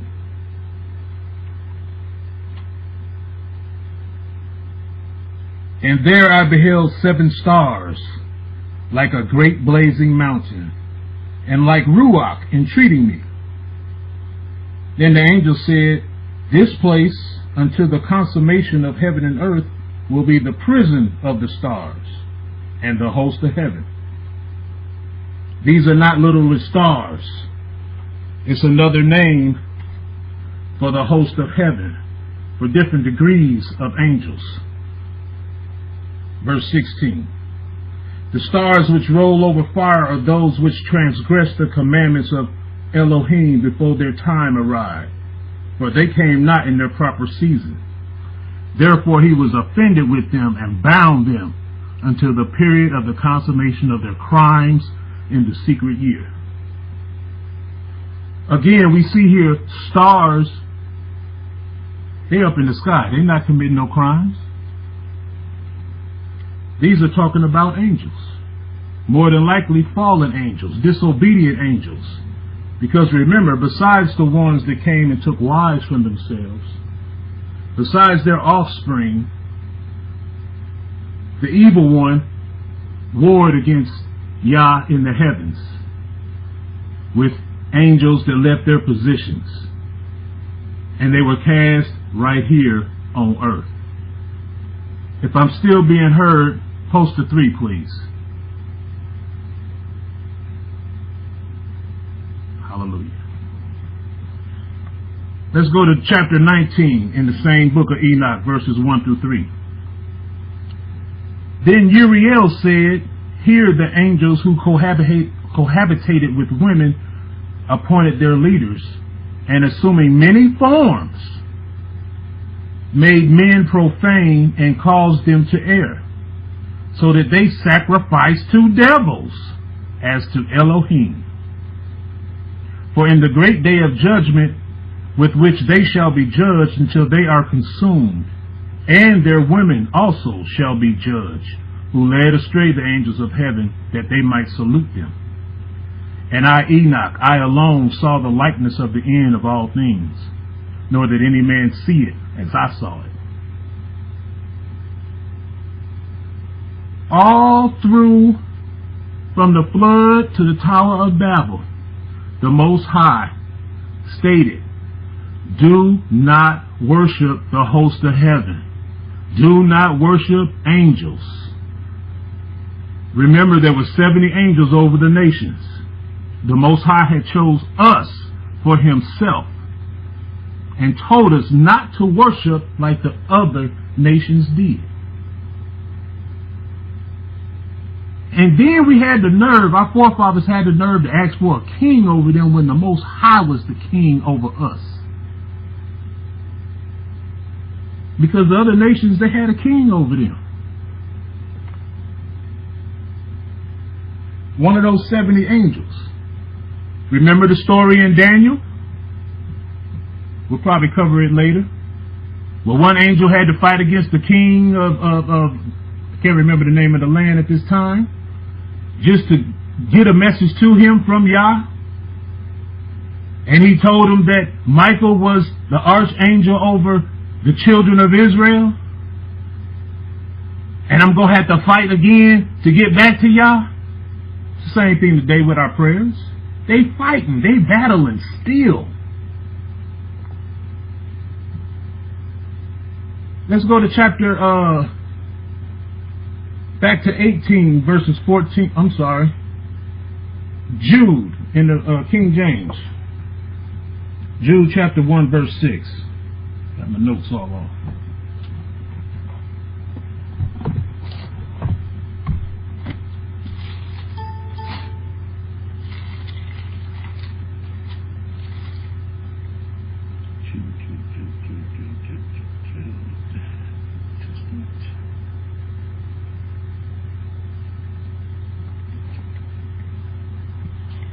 Jude chapter 1 verse 6. And it reads on this wise. And the angels which kept not their first estate, but left their own habitation, he hath reserved in everlasting change under darkness until the judgment of the great day. The scripture in Ezekiel chapter 34 verses 1 through 5, we read that the Most High will judge starting with the host of heaven. These are the scriptures that we're going on, and this is the first part of our lesson. Him judging the angels. All of them. Let's go to 2 Peter, chapter 2, verses 4. For more understanding and proof that the Most High will do what he said. 2 Peter, chapter 2, verse 4. And it reads on this wise.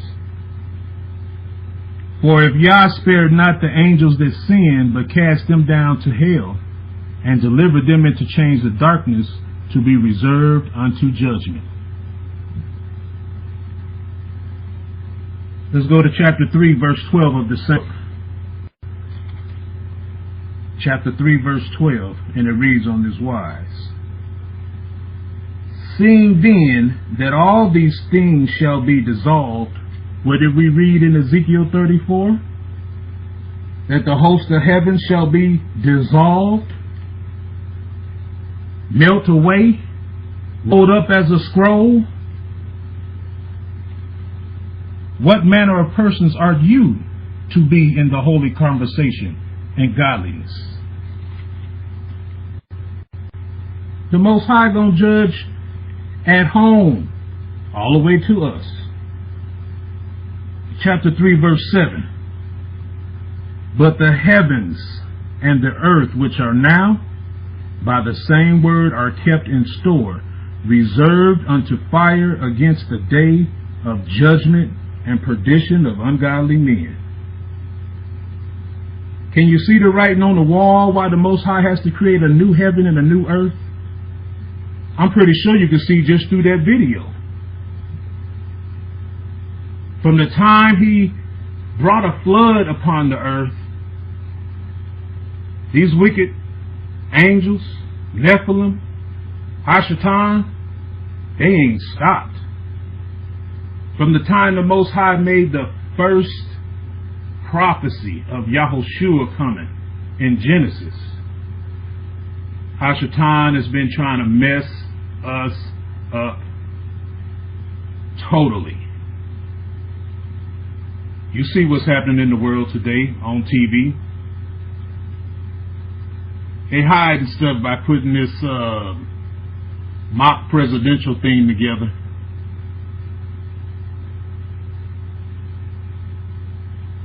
The real thing that they're doing behind closed doors, they're trying to hide it.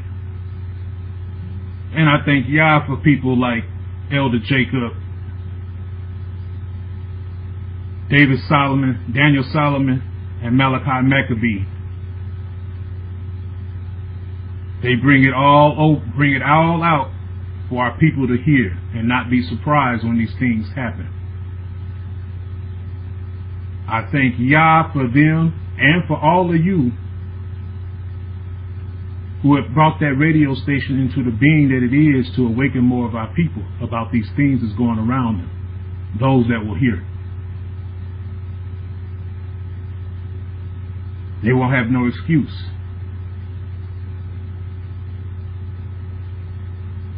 Let's go to Revelations chapter 16, verse 4 for more verification that the Most High will judge these angels. Revelations chapter 16, verse 14.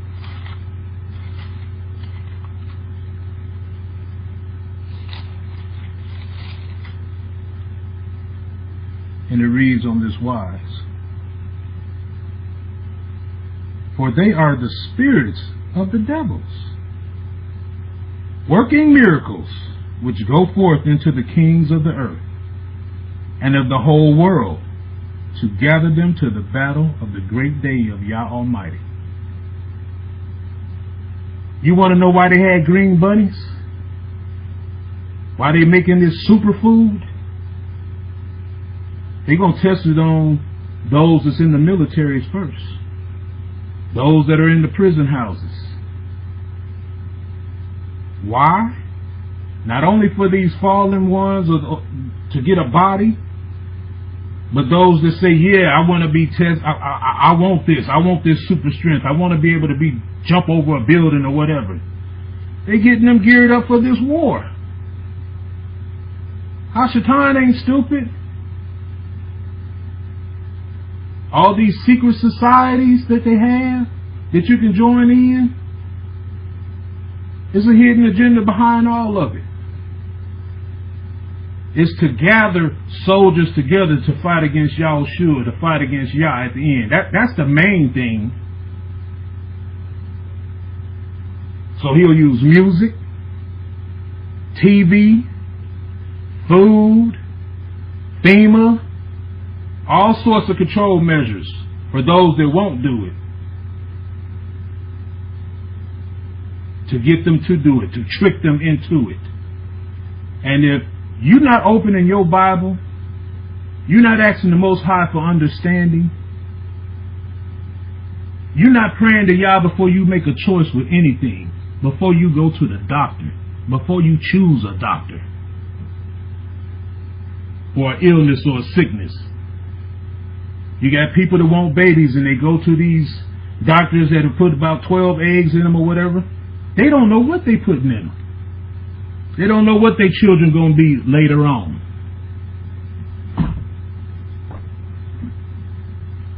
I pray that they just children and grow into human beings.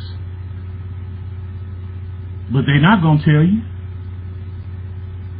They don't tell us what they put into the products we use over the counter. We just believe it and take it because we figure they're doctors and they should be doing right. It scares me. And I pray. And I pray. I hope this medicine helps me, but Father, you're the all-time first physician. Please don't let it cause aches and pains to my body. Because Hashatan wants our temple destroyed so that these beings can enter into him and do his will. So he can say to the Father, they worship in me. And we would be in opposition to the Most High. That's the whole end game of it all. The war, and to say, I got them to bow down to worship me. That's his game. I got a few more scripts to go over about these angels. They do the work of their master Satan. Just like the righteous angels do the work of the Most High Yah. These evil angels follow the orders of the devil. And the scriptures make it clear that these angels belong to the devil.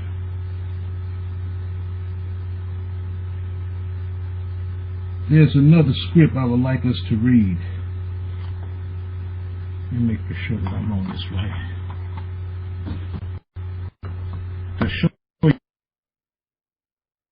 you how sorry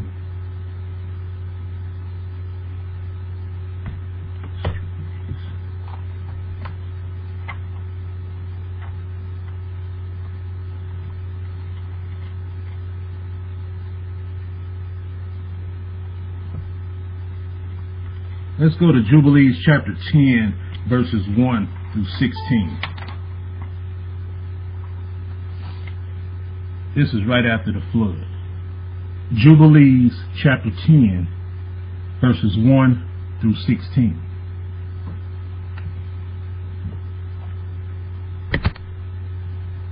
And it reads on this wise.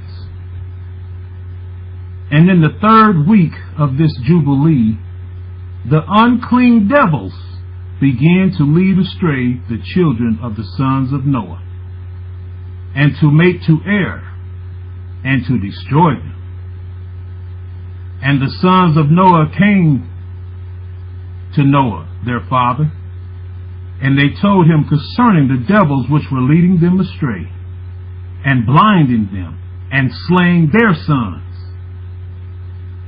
And Noah prayed before Yahweh, and said, Elohim, the Elohim of the Ruach of all flesh, who has shown mercy unto me, and have saved me and my sons from the waters of the flood, and has not caused me to perish as you did the sons of perdition.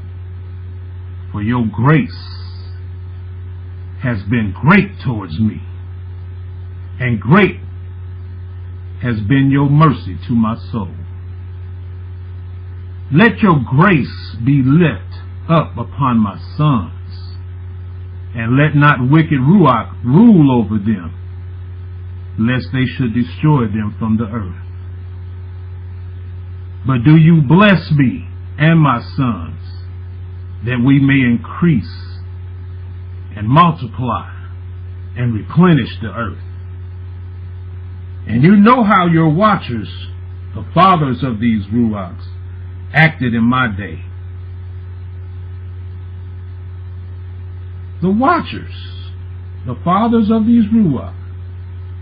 And as for these Ruach which are living, imprison them and hold them fast in the place of condemnation, and let them not bring destruction on the sons of your servant, my Elohim. For these are malignant and created in order to destroy. And let them not rule over the Ruach of the living, for you alone can exercise dominion over them. And let them not have power over the sons of the righteous from henceforth and evermore. And Yahweh bade us to bind all. And the chief of the Ruach. Am I still being heard? Can you post a 3? Okay. Mastema, another name for Hashatan, came and said, Yahweh, Creator, let some of them remain before me, and let them hearken to my voice, and do all that I shall say unto them.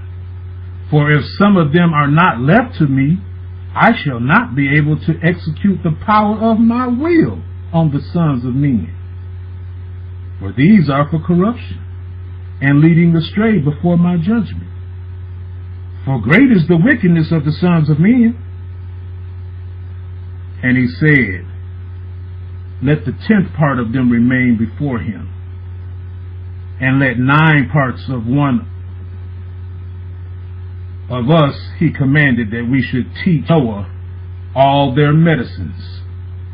For he knew that they would not walk in uprightness, nor strive in righteousness. And we did according to all his words. All the malignant evil ones we bound in the place of condemnation, and the 10th part of them we left, that they might be subject before Satan on the earth.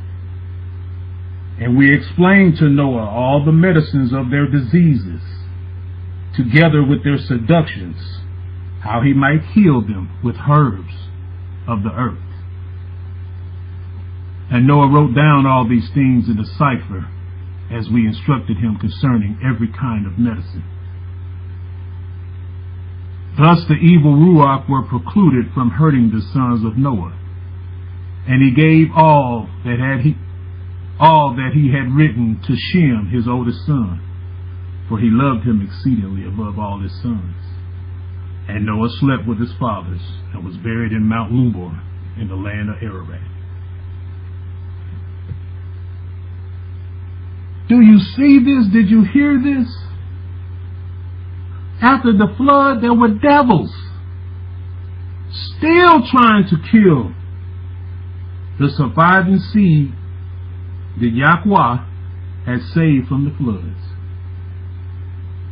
Still trying to turn them to wickedness.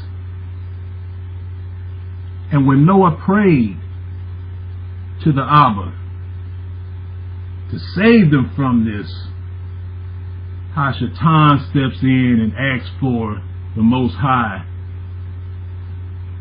to keep a 10th part of them, because you know the hearts of man is wicked.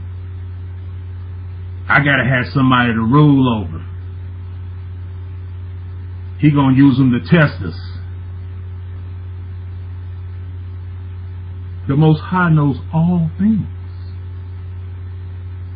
From the time our father that was made in the beginning, Adam and Chava, from the time they left the Most High's commandment, they let Satan be their ruler.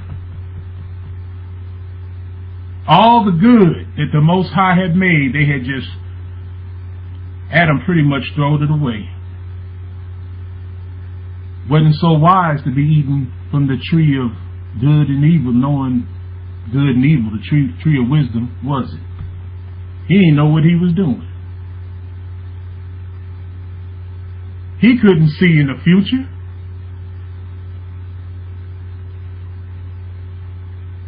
The Most High knows our hearts. He judges and weighs the heart.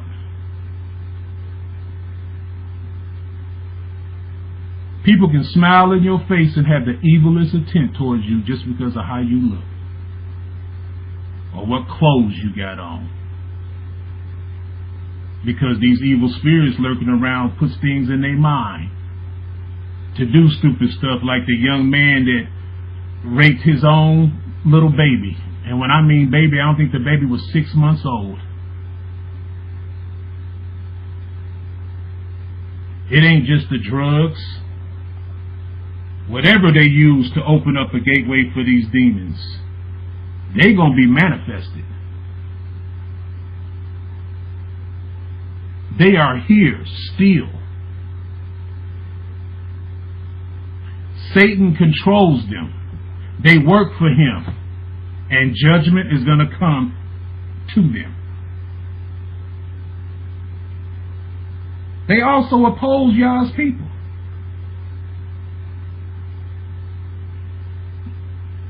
That attack I had with the blood clot stuff about 3 weeks ago, I wasn't the only one in my family in the hospital on that same day. I wasn't the only one in the hospital in my spiritual family either. And he's still attacking. So we must pray for each other.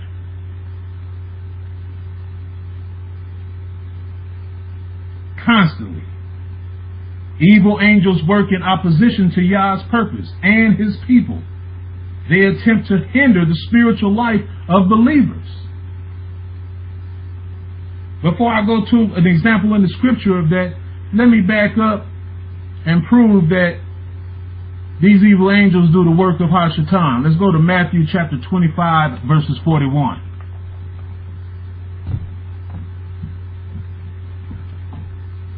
I'm slowing it down a little bit so you can stick to your snacks there, Shemana Yah. Matthew 25, verse 41.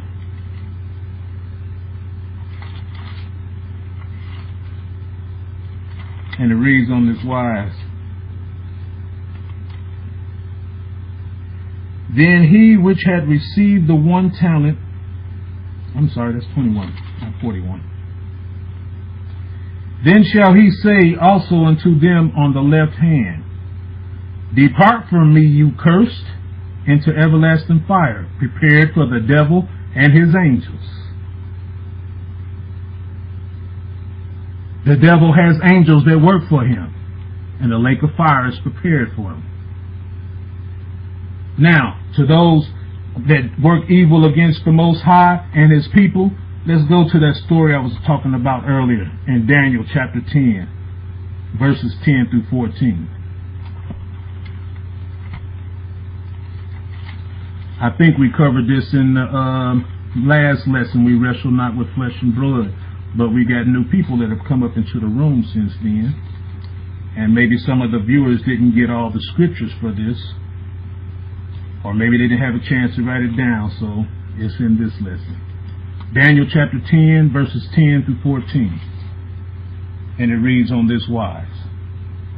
And behold, a hand touched me, which set me upon my knees, and upon the palms of my hands.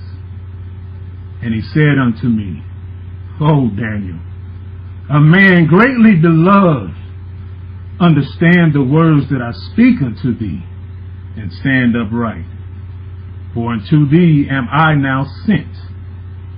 And when he had spoken this word unto me, I stood trembling. Then said he unto me, Fear not, Daniel, For from the first day that thou didst set thine heart to understand, and to chasten thyself before Yahweh, thy words were heard, and I am come for thy words. But the prince of the kingdom of Persia withstood me 21 days. But lo, Michael, one of the chief princes, came to help me, and I remained there with the king of Persia. Now I am come to make thee understand what shall befall thy people in the latter days, for yet the vision is for many days. You can read that whole chapter and find out what was really going on. But the proof, the angel had to fight against the evil king of Persia, or prince of Persia. That was one of the angels that was set over that kingdom. And Michael had to come and help him, just to deliver a message from the Most High to Daniel. This also says that the Most High will send help your way if you do like Daniel was doing. Yes, we all sinners. The Most High is forgiven, but remain true to the best of your abilities, keeping His commandments, keeping His feast days, working on yourselves instead of trying to judge your brother or sister. A lot of older brothers of a family or older sister of a family, it's probably even harder for you to do if you was ever put in a position to watch your little brothers and sisters. Husbands, it's probably a little hard for you to do it with your wives when you think I'm right and you know it all. It's the way you present things. I'm learning. I'm ever learning. I'm ever asking for forgiveness from the Most High, because I'm a sinner and I'm not perfect. Nobody is. And the only true way to do things right is the way that the Most High has presented it here in His Word. And sometimes we forget to go to Him and ask how we're supposed to handle this, instead of just, I'm going to handle it and get it out the way. We need to wait on the Most High.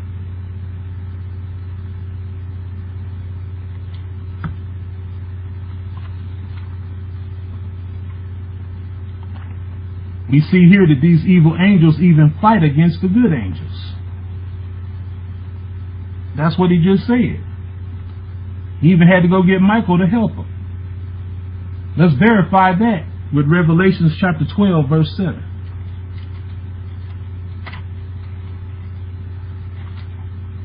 Revelation chapter 12, verse 7.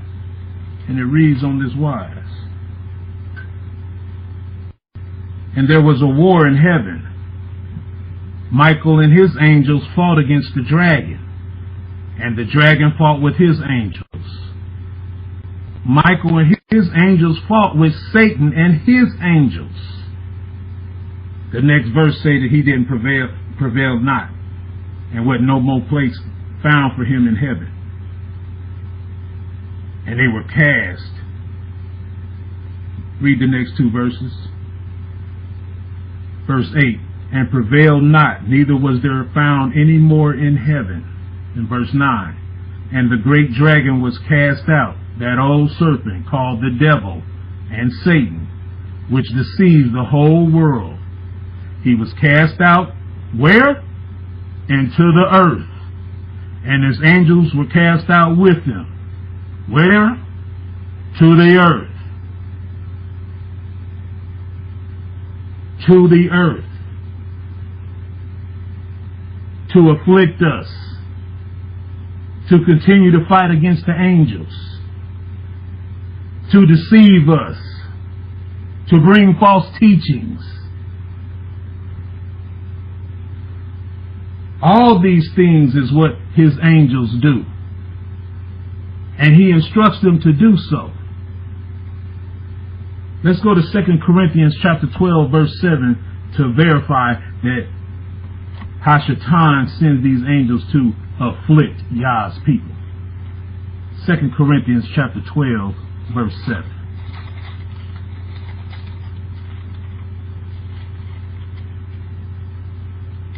And it reads on this wise. Unless I should be exalted above measure through the abundance of the revelations, there was given to me a thorn in the flesh. The messenger of Satan buffeted me, lest I should be exalted above measure. Don't we all got a thorn in our side? Somebody that just always seem to just try to wrong us. Always in the way, always doing something. Can't get rid of them. That's a thorn in the side. That's the angel. A fallen one. A demon. A devil. And he can go into anybody he wants.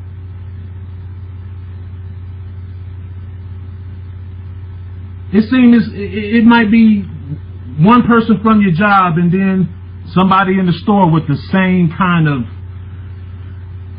what's the word I'm looking for? The same kind of spirit, that evil devil in them. Always like a thorn in your side to afflict you, to deceive us as well. Let's go to Matthew chapter 24, verse 24 to verify that these devils are here to deceive us under the will of Hashatan. Matthew 24, verses 24. And it reads on this wise. For there shall arise false messiahs, false prophets, and shall show great signs and wonders, insomuch that if it were possible, they shall deceive the very elect. How many times in your lifetime, your parents' lifetime, your great-great-grandparents' lifetime, that you've been told stories of this preacher that can heal you? Put your hand on the TV screen, he can heal you. Send him some money and he'll heal you. All the way up to you just seen one of these Israelite camps. I pray that my brothers and sisters repent and come up out of there, up in New York, busted by the FBI. These mega churches, don't nobody ever stand up outside of the big old seats that they sitting at and look at the Baphomet sign right there at T.D. Jakes Church, right in the middle of the stage, with lights and everything shining. They don't pay attention to him flashing the sign with his hand. Creflo Dollar with his famous speeches, not even the Big Ten, but they don't see him wink with his left eye and throw up the Baphomet sign. Benny Hill, that other woman, all of them under that. And there's a brother now that's getting sued for 22 point some pastor for $22 million from a young lady that he been messing with since she was a young girl, and now he trying to mess with the daughter. And he's sitting there smiling, Scottish right thumb right under his chin, a Mason, a goat rider. It is imperative that the Most High use us, use Brother Jacob on all aspects. I'm glad he prayed to Father Yah to show him the wickedness and stuff is done, and he bringing it forth in his teachings on Saturday. Some of our people need to wake up. These preachers are going to worship the devil on Friday night and do all kind of abominations in their lodge, and then Sunday right there before them trying to teach the word. And they don't teach the word. They'll use half the script, make a doctrine about it, and pass the plate until they get what they want. And as soon as you try to tell one of your family members or a friend or a stranger, because most of us go to our family members first when we hear this truth, and know that the Most High and Yahushua, we've been taught wrong. And they look at you like they're crazy. You got to keep praying for them. And anytime you can drop a little seed, just drop it and keep it moving. You ain't got to argue with them. Just leave the script there for them. Sooner or later, they're going to open up their Bible. Sooner or later, the Most High going to have that trumpet blown and everybody going to hear and know, ain't they?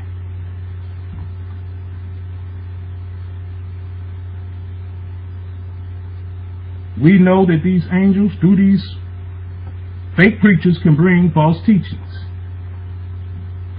Today in our time ain't the first time that they've done it.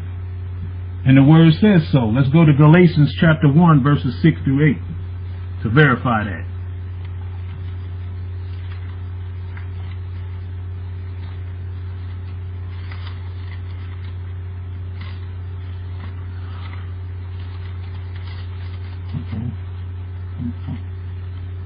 Galatians chapter 1, verses 6 through 9.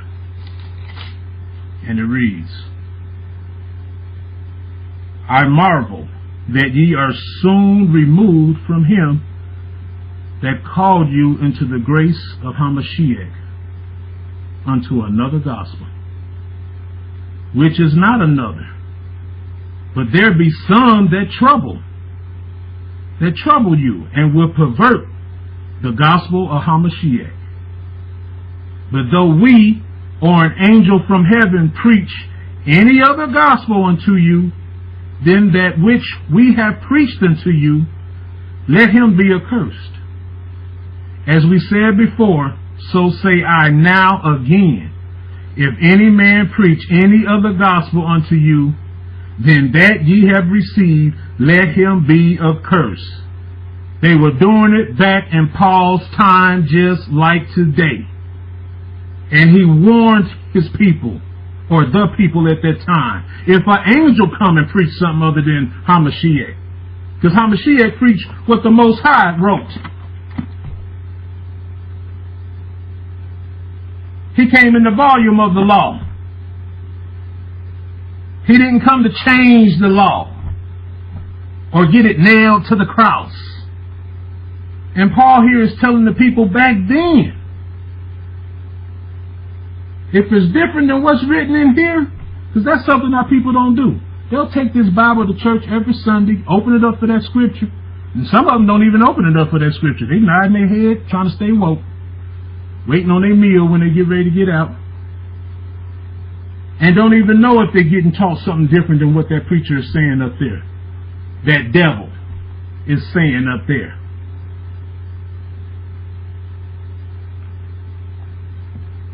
We've been warned that these angelic appearances don't mean that Yah has sent them. Evil angels can deceive humanity and bring false teachings and another gospel. And the manuscript makes it clear what message humanity should receive. Let's go to Revelation chapter 19, verse 10. See what it has to say about that. Revelation chapter 19, verse 10. And it reads on this wise, And I fell at his feet to worship him. And he said unto me, See thou do it not. I am thy fellow servant, and of the brethren that have the testimony of Yahushua. Worship Yah, for the testimony of Yahushua is the spirit of the prophecy. You see that? But when you're going to these churches, what are most of them doing? They bowing their head to idols. They're making idols of men and women. They bowing down to them and worship. What you need, Pastor? I got it, Pastor. I'll fix it for you, Pastor. I'll pay for you, Pastor. Or mother of the church. And here it is, somebody tried to fall down at the feet of an angel, and the angel told him, that's of the Most High. Don't do that. Don't do that. I'm a fellow servant. and of the brethren. And I got the testimony of Yahushua HaMashiach, the truth, Yah's word. Don't do that. But let them tell it. Oh, bless you. They'll throw a rag on somebody if they bow down to them. I've seen it at churches. Throw a little towel on them that they've been wiping their mouth with. Nasty as I don't know what.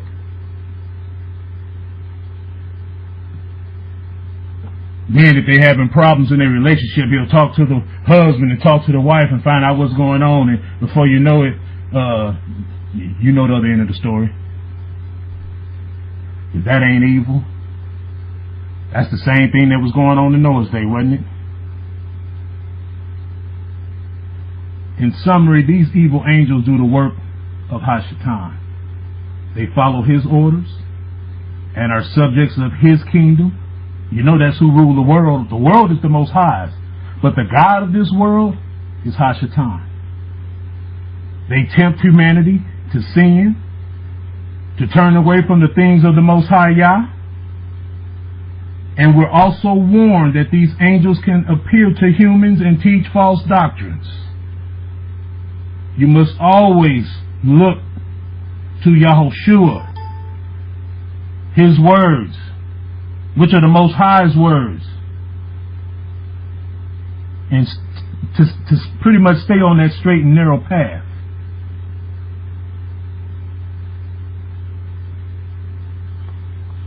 Now we're going to go on a little bit and talk about Hashatan himself being judge. I'm saving us for last for the next lesson. You know we've been at it for a long time with the Most High since he brought us out of Egypt, out of bondage. That's what this manuscript is about, our history of our people. So let's go on. The manuscript speaks of the last judgment. It's not similar to taking a final test to see whether we'll pass or fail. It's a judgment that's pretty much already taken place. But this last judgment will be a public recognition of the decisions that the Most High made a long time ago. There's a difference. Let's go to John chapter 5, verses 28 and 29.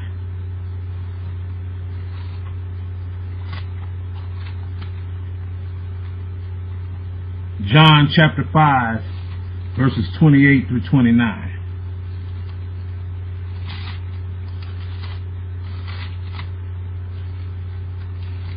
And it reads on this wise.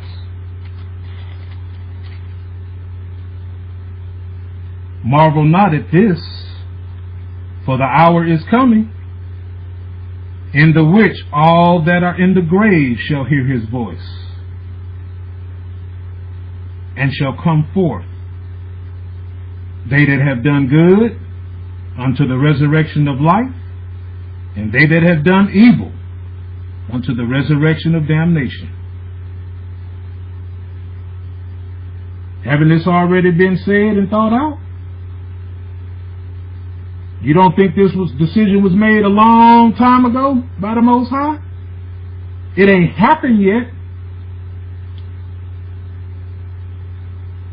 But it is a judgment that has happened, because he pronounced that it was going to happen. Do not marvel at this, for the hour is coming in which all who were in the graves will hear his voice and come forth. Those who have done good to the resurrection of life, and those who have done evil to the resurrection of condemnation. What do I mean by it's happened and it ain't happened? The Most High already said that they were going to be judged in this particular way when that hour comes. He said it was going to happen because he thought about it. It's already been done, but it ain't just happened just yet because we ain't went through all these other prophecies throughout the Bible that says this is the last judgment, this is the end. Who's going to be judged besides them? The fallen angels we just read, and Hashatan himself. Let's go to Revelation chapter 20, verse 7 through 9. And I'll probably be in this book and work my way forward and backwards for a minute to break down some things in here about Hashatan being judged. Revelation chapter 20, verses 7 through 9. We read, "And when the 1,000 years has expired, Satan shall be loosed out of his prison, and shall go out to deceive the nations which are in the four corners of the earth, Gog and Magog, to gather them together to battle, the number of whom is as the sand of the sea." Verse 9, "And they went up on the birth of the earth, and compassed the camp of the saints and the beloved city. And fire came down from Yah out of heaven and devoured them." It's written here that judgment is going to happen. Yeah. But the Most High say it's going to happen. He don't change. His word comes to truth. It don't come to nothing. After this event is supposed to be a final judgment of the wicked. Let's go on to verse 11 and verse 12. "And I saw a great white throne, and him that sat on it, from whose face the earth and the heaven fled away, and there was found no place for them. And I saw the dead, small and great, stand before Yah, and the books were opened, and another book was opened, which is the book of life. And the dead were judged out of those things which were written in the books according to their works.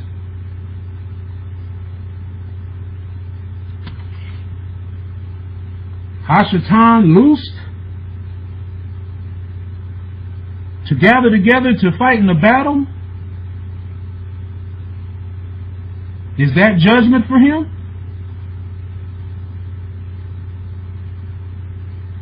What happened before he was bound?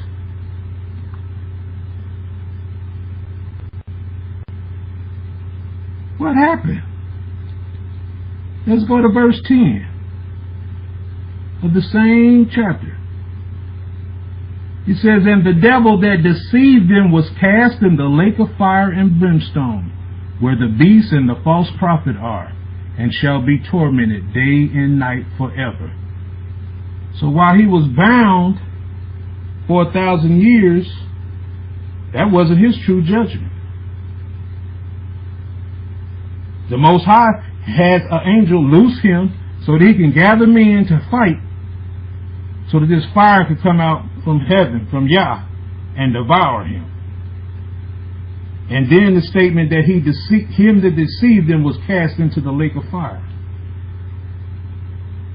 where the beast and the false prophets are, and they're tormented day and night.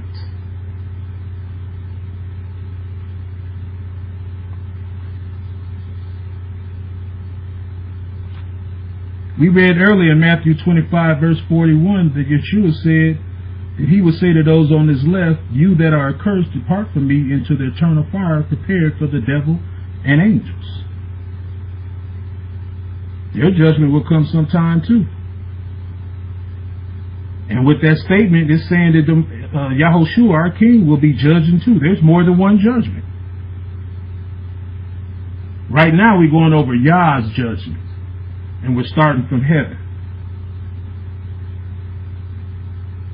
All those that have aligned themselves with Yah during this 1,000-year period, these people will also be judged at this great white throne.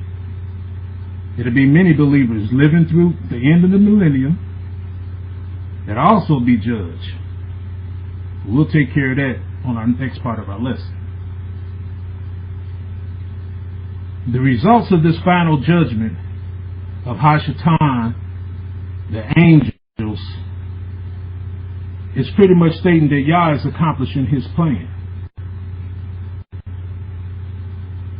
His plan for a long time, beginning unto eternity, will finally be accomplished. All the things that he planned and purposed for humanity on this earth will be complete. Justice will finally be served. Yahshua's ministry will finally be complete after this judgment is completed.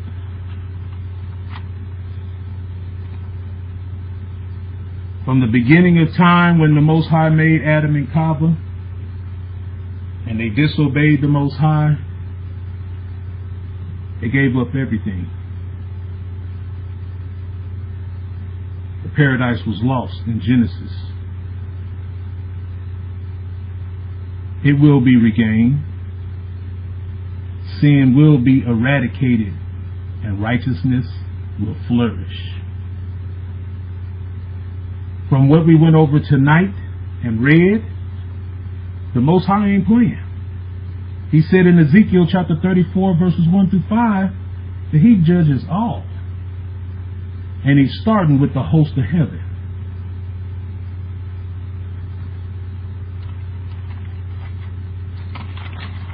We watched this video earlier to propose the question and actually the solution to why they're doing what they're doing to our food. And them wicked people in that video, all of them look like monsters, witches and warlocks. They look like they sat at that table Jacob had on his video eating doo-doo. They eating blood, doing all that they can, because there's evil devils inside of them too. In closing, we have seen that Yah is righteous and merciful in his judgment. How? He wrote it down. He ordained it from the beginning that we have a way to be saved every year. That's the best judge I ever known at the Day of Atonement. We have seen why he will begin with the host of heaven. We have seen how these wicked scientists are using food to ultimately make our temples defiled,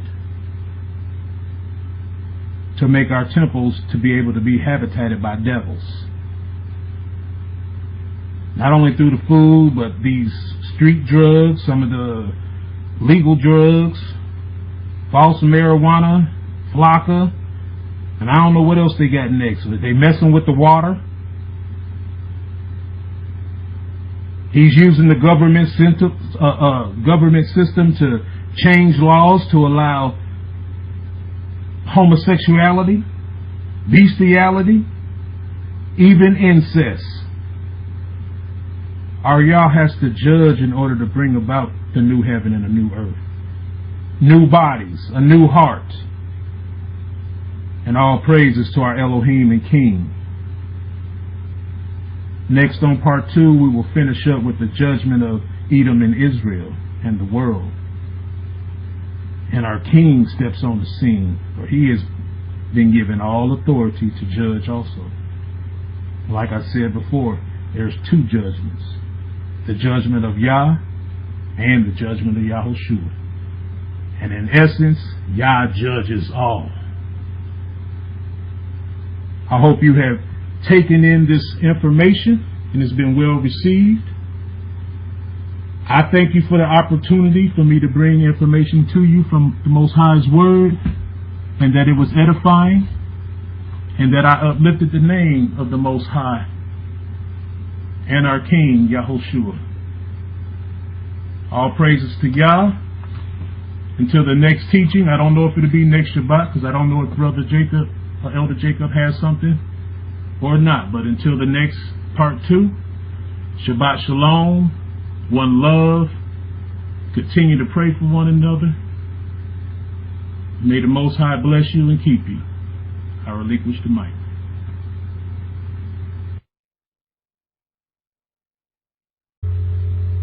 You know, when you think of judgment or judge, what comes to your mind?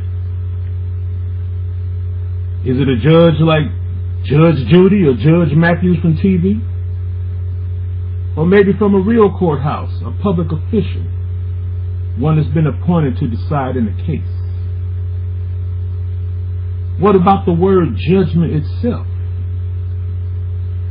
Does punishment come into the picture then? Or someone may be all up in your business about what you're doing, but they might be doing the same thing or worse. By definition, it's the ability to make a considerable decision or come to a sensible conclusion.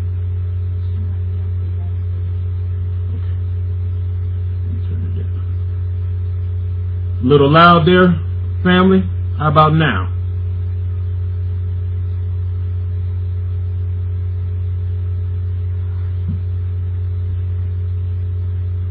An act of judging as well. We deal with this word on our jobs, at school, at the store, because of how you look, how you might talk, where you from, who you associate with how well mannered your kids might be or might not be, etc. But rarely does the public or anyone not in the truth ever ask. They might wonder about it, but they never ask, what does the Bible say about judgment? Paul says in Romans 2:1, therefore thou art inexcusable, O man or woman, that judgest. For wherein thou judgest another, thou condemnest thyself. For thou that judgest doest the same thing. That's pretty much true amongst us Hebrews. We forget a few things here and there. Sometimes you might get a little bit, I know a little bit of this scripture or whatever or that, or I know a little bit more than you, and I'm looking at you and you doing this here. It's not how it works. Don't judge, and you will not be judged, says the manuscript. In Matthew 7:1 it say, you may think your way is right, but Yah weighs the heart. Aimed from the beginning that he would show us mercy. All of us that would turn from our guilt once per year. Let's turn to the book of Jubilees, chapter 5, verses 14 through 19.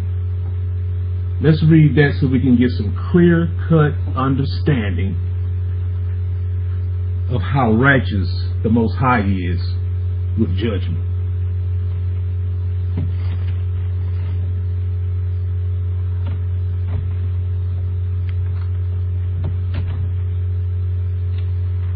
The book of Jubilees, chapter 5, starting with verses 14.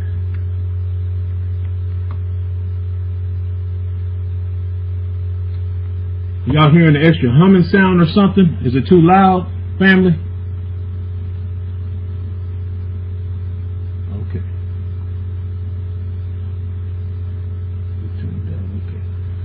All right. Verse 14 of chapter 5 of Jubilees we read, and there is nothing in heaven or on earth or in light or in darkness, or in Sheol, or in the deep, or in the place of darkness, which is not judged.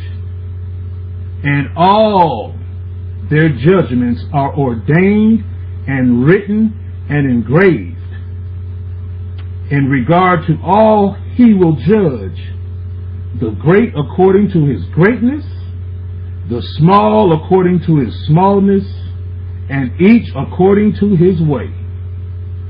And he is not one who will regard the person of any, nor is he one who will receive gifts, if he says that he will execute judgment on each. And if one gave everything that was on this earth, he will not regard the gift or the person of any, nor accept anything at his hands, for he is a righteous judge. Next verse, show you how righteous he is. And of the children of Israel, it has been written and ordained, if they turn to him in righteousness, he will forgive all their transgressions and pardon all their sins. It is written and ordained that he will show mercy to all who turn from all their guilt.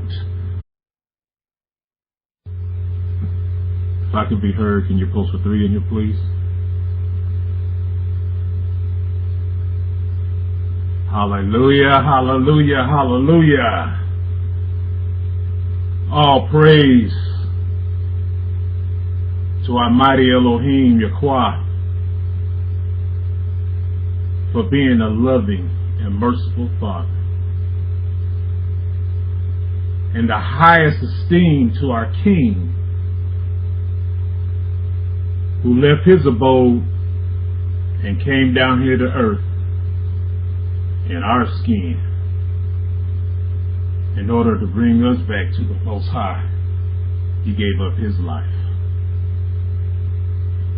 Shabbat Shalom, family. Thank you, Quad, that we're here one more time. Got a good lesson set up for you, but before we begin, I would like to start with the reading out of Ephesians chapter 4, verses 11 through 16.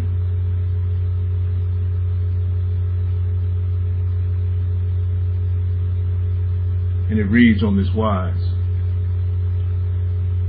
And he gave some apostles, and some prophets, and some evangelists, and some shepherds and teachers, for the perfecting of the set apart ones, for the work of the ministry, for the edifying of the body of Hamashiach, till we all come into the unity of the faith and of the knowledge of the Son of Yah, unto a perfect man or woman, unto the measure of the stature of the fullness of Hamashiach, that we henceforth be no more children, tossed to and fro, and carried about with every wind of doctrine, by the sleight of men and cunning craftiness, whereby they lie and wait to deceive. But speaking the truth in love, may grow up into him all things, which is the head, even Hamashiach, from whom the whole body, fitly joined together and compacted by that which every joint supplieth, according to the effectual working in the measure of every part, maketh increase of the body unto the edifying of itself in love. Hallelujah. Once each year. And as for those who are corrupted in their ways and their thoughts before the flood, no man's person was accepted, save that of Noah alone. For his person was accepted in the behalf of his sons, whom Elohim saved from the waters of the flood on his account. For his heart was righteous in all his ways, according as it is commanded regarding him, and he had not departed from out that was ordained for him. Did we not just come through the Day of Atonement, one of the feast days, Israelites? The Most High ordained this before the days of the flood. You can't tell me that ain't righteous judgment. If you understood what I read so far, can you put a Hebrew 9 in here? Hallelujah, hallelujah, hallelujah. The name of our lesson is Yah will judge all.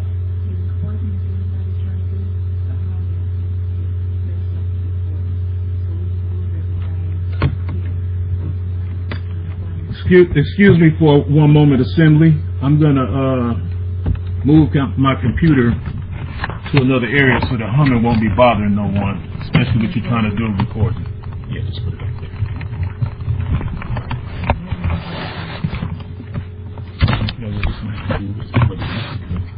All right, now. Good. Thank you. I hope that helps with the humming. Those on the radio, I'm sorry if humming is coming through. My Elder Shemanu Yah and Elder Jacob, they got the equipment to do this and that. They can multitask with all 10 fingers. But your brother Emanuel, I'm doing the best I can with one computer, so y'all just bear with me. I got a short video. Well, it's not really short. It's 52 minutes long. The last time we had a lesson, it was on we wrestle not with flesh and blood. And at the end of that lesson, a question was proposed with all the wrongdoing that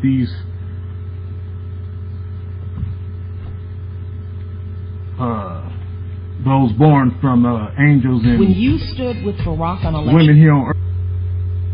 Saleka, that's Proverbs 21:2. When we do judge one another, we're actually putting a stumbling block up for our brother or sister. Instead, we should be praying for one another, not passing judgment. Show them in the Word what the Word says. That way they won't continue in their sin. That's being loving, not talking behind their back.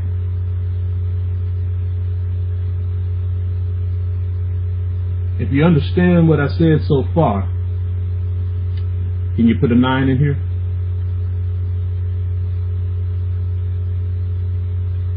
Hallelujah. Even better than that, it's truly best to remove the plank from your own eye first. And furthermore, constantly. Because ain't none of us perfect. And why? Because we all born in sin. Every one of us. Ever since Adam and Chava disobeyed Yah's voice, His commandment. So ultimately, we should leave it in Yah's hands. He's our creator. He's our Elohim.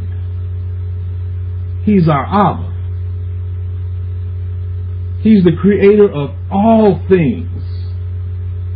He sees and knows all things. He's been around since before the beginning.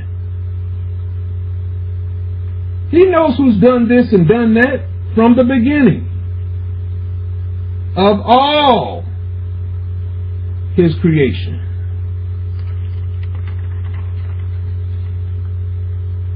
From the angels to men to women, children, Yah knows it all.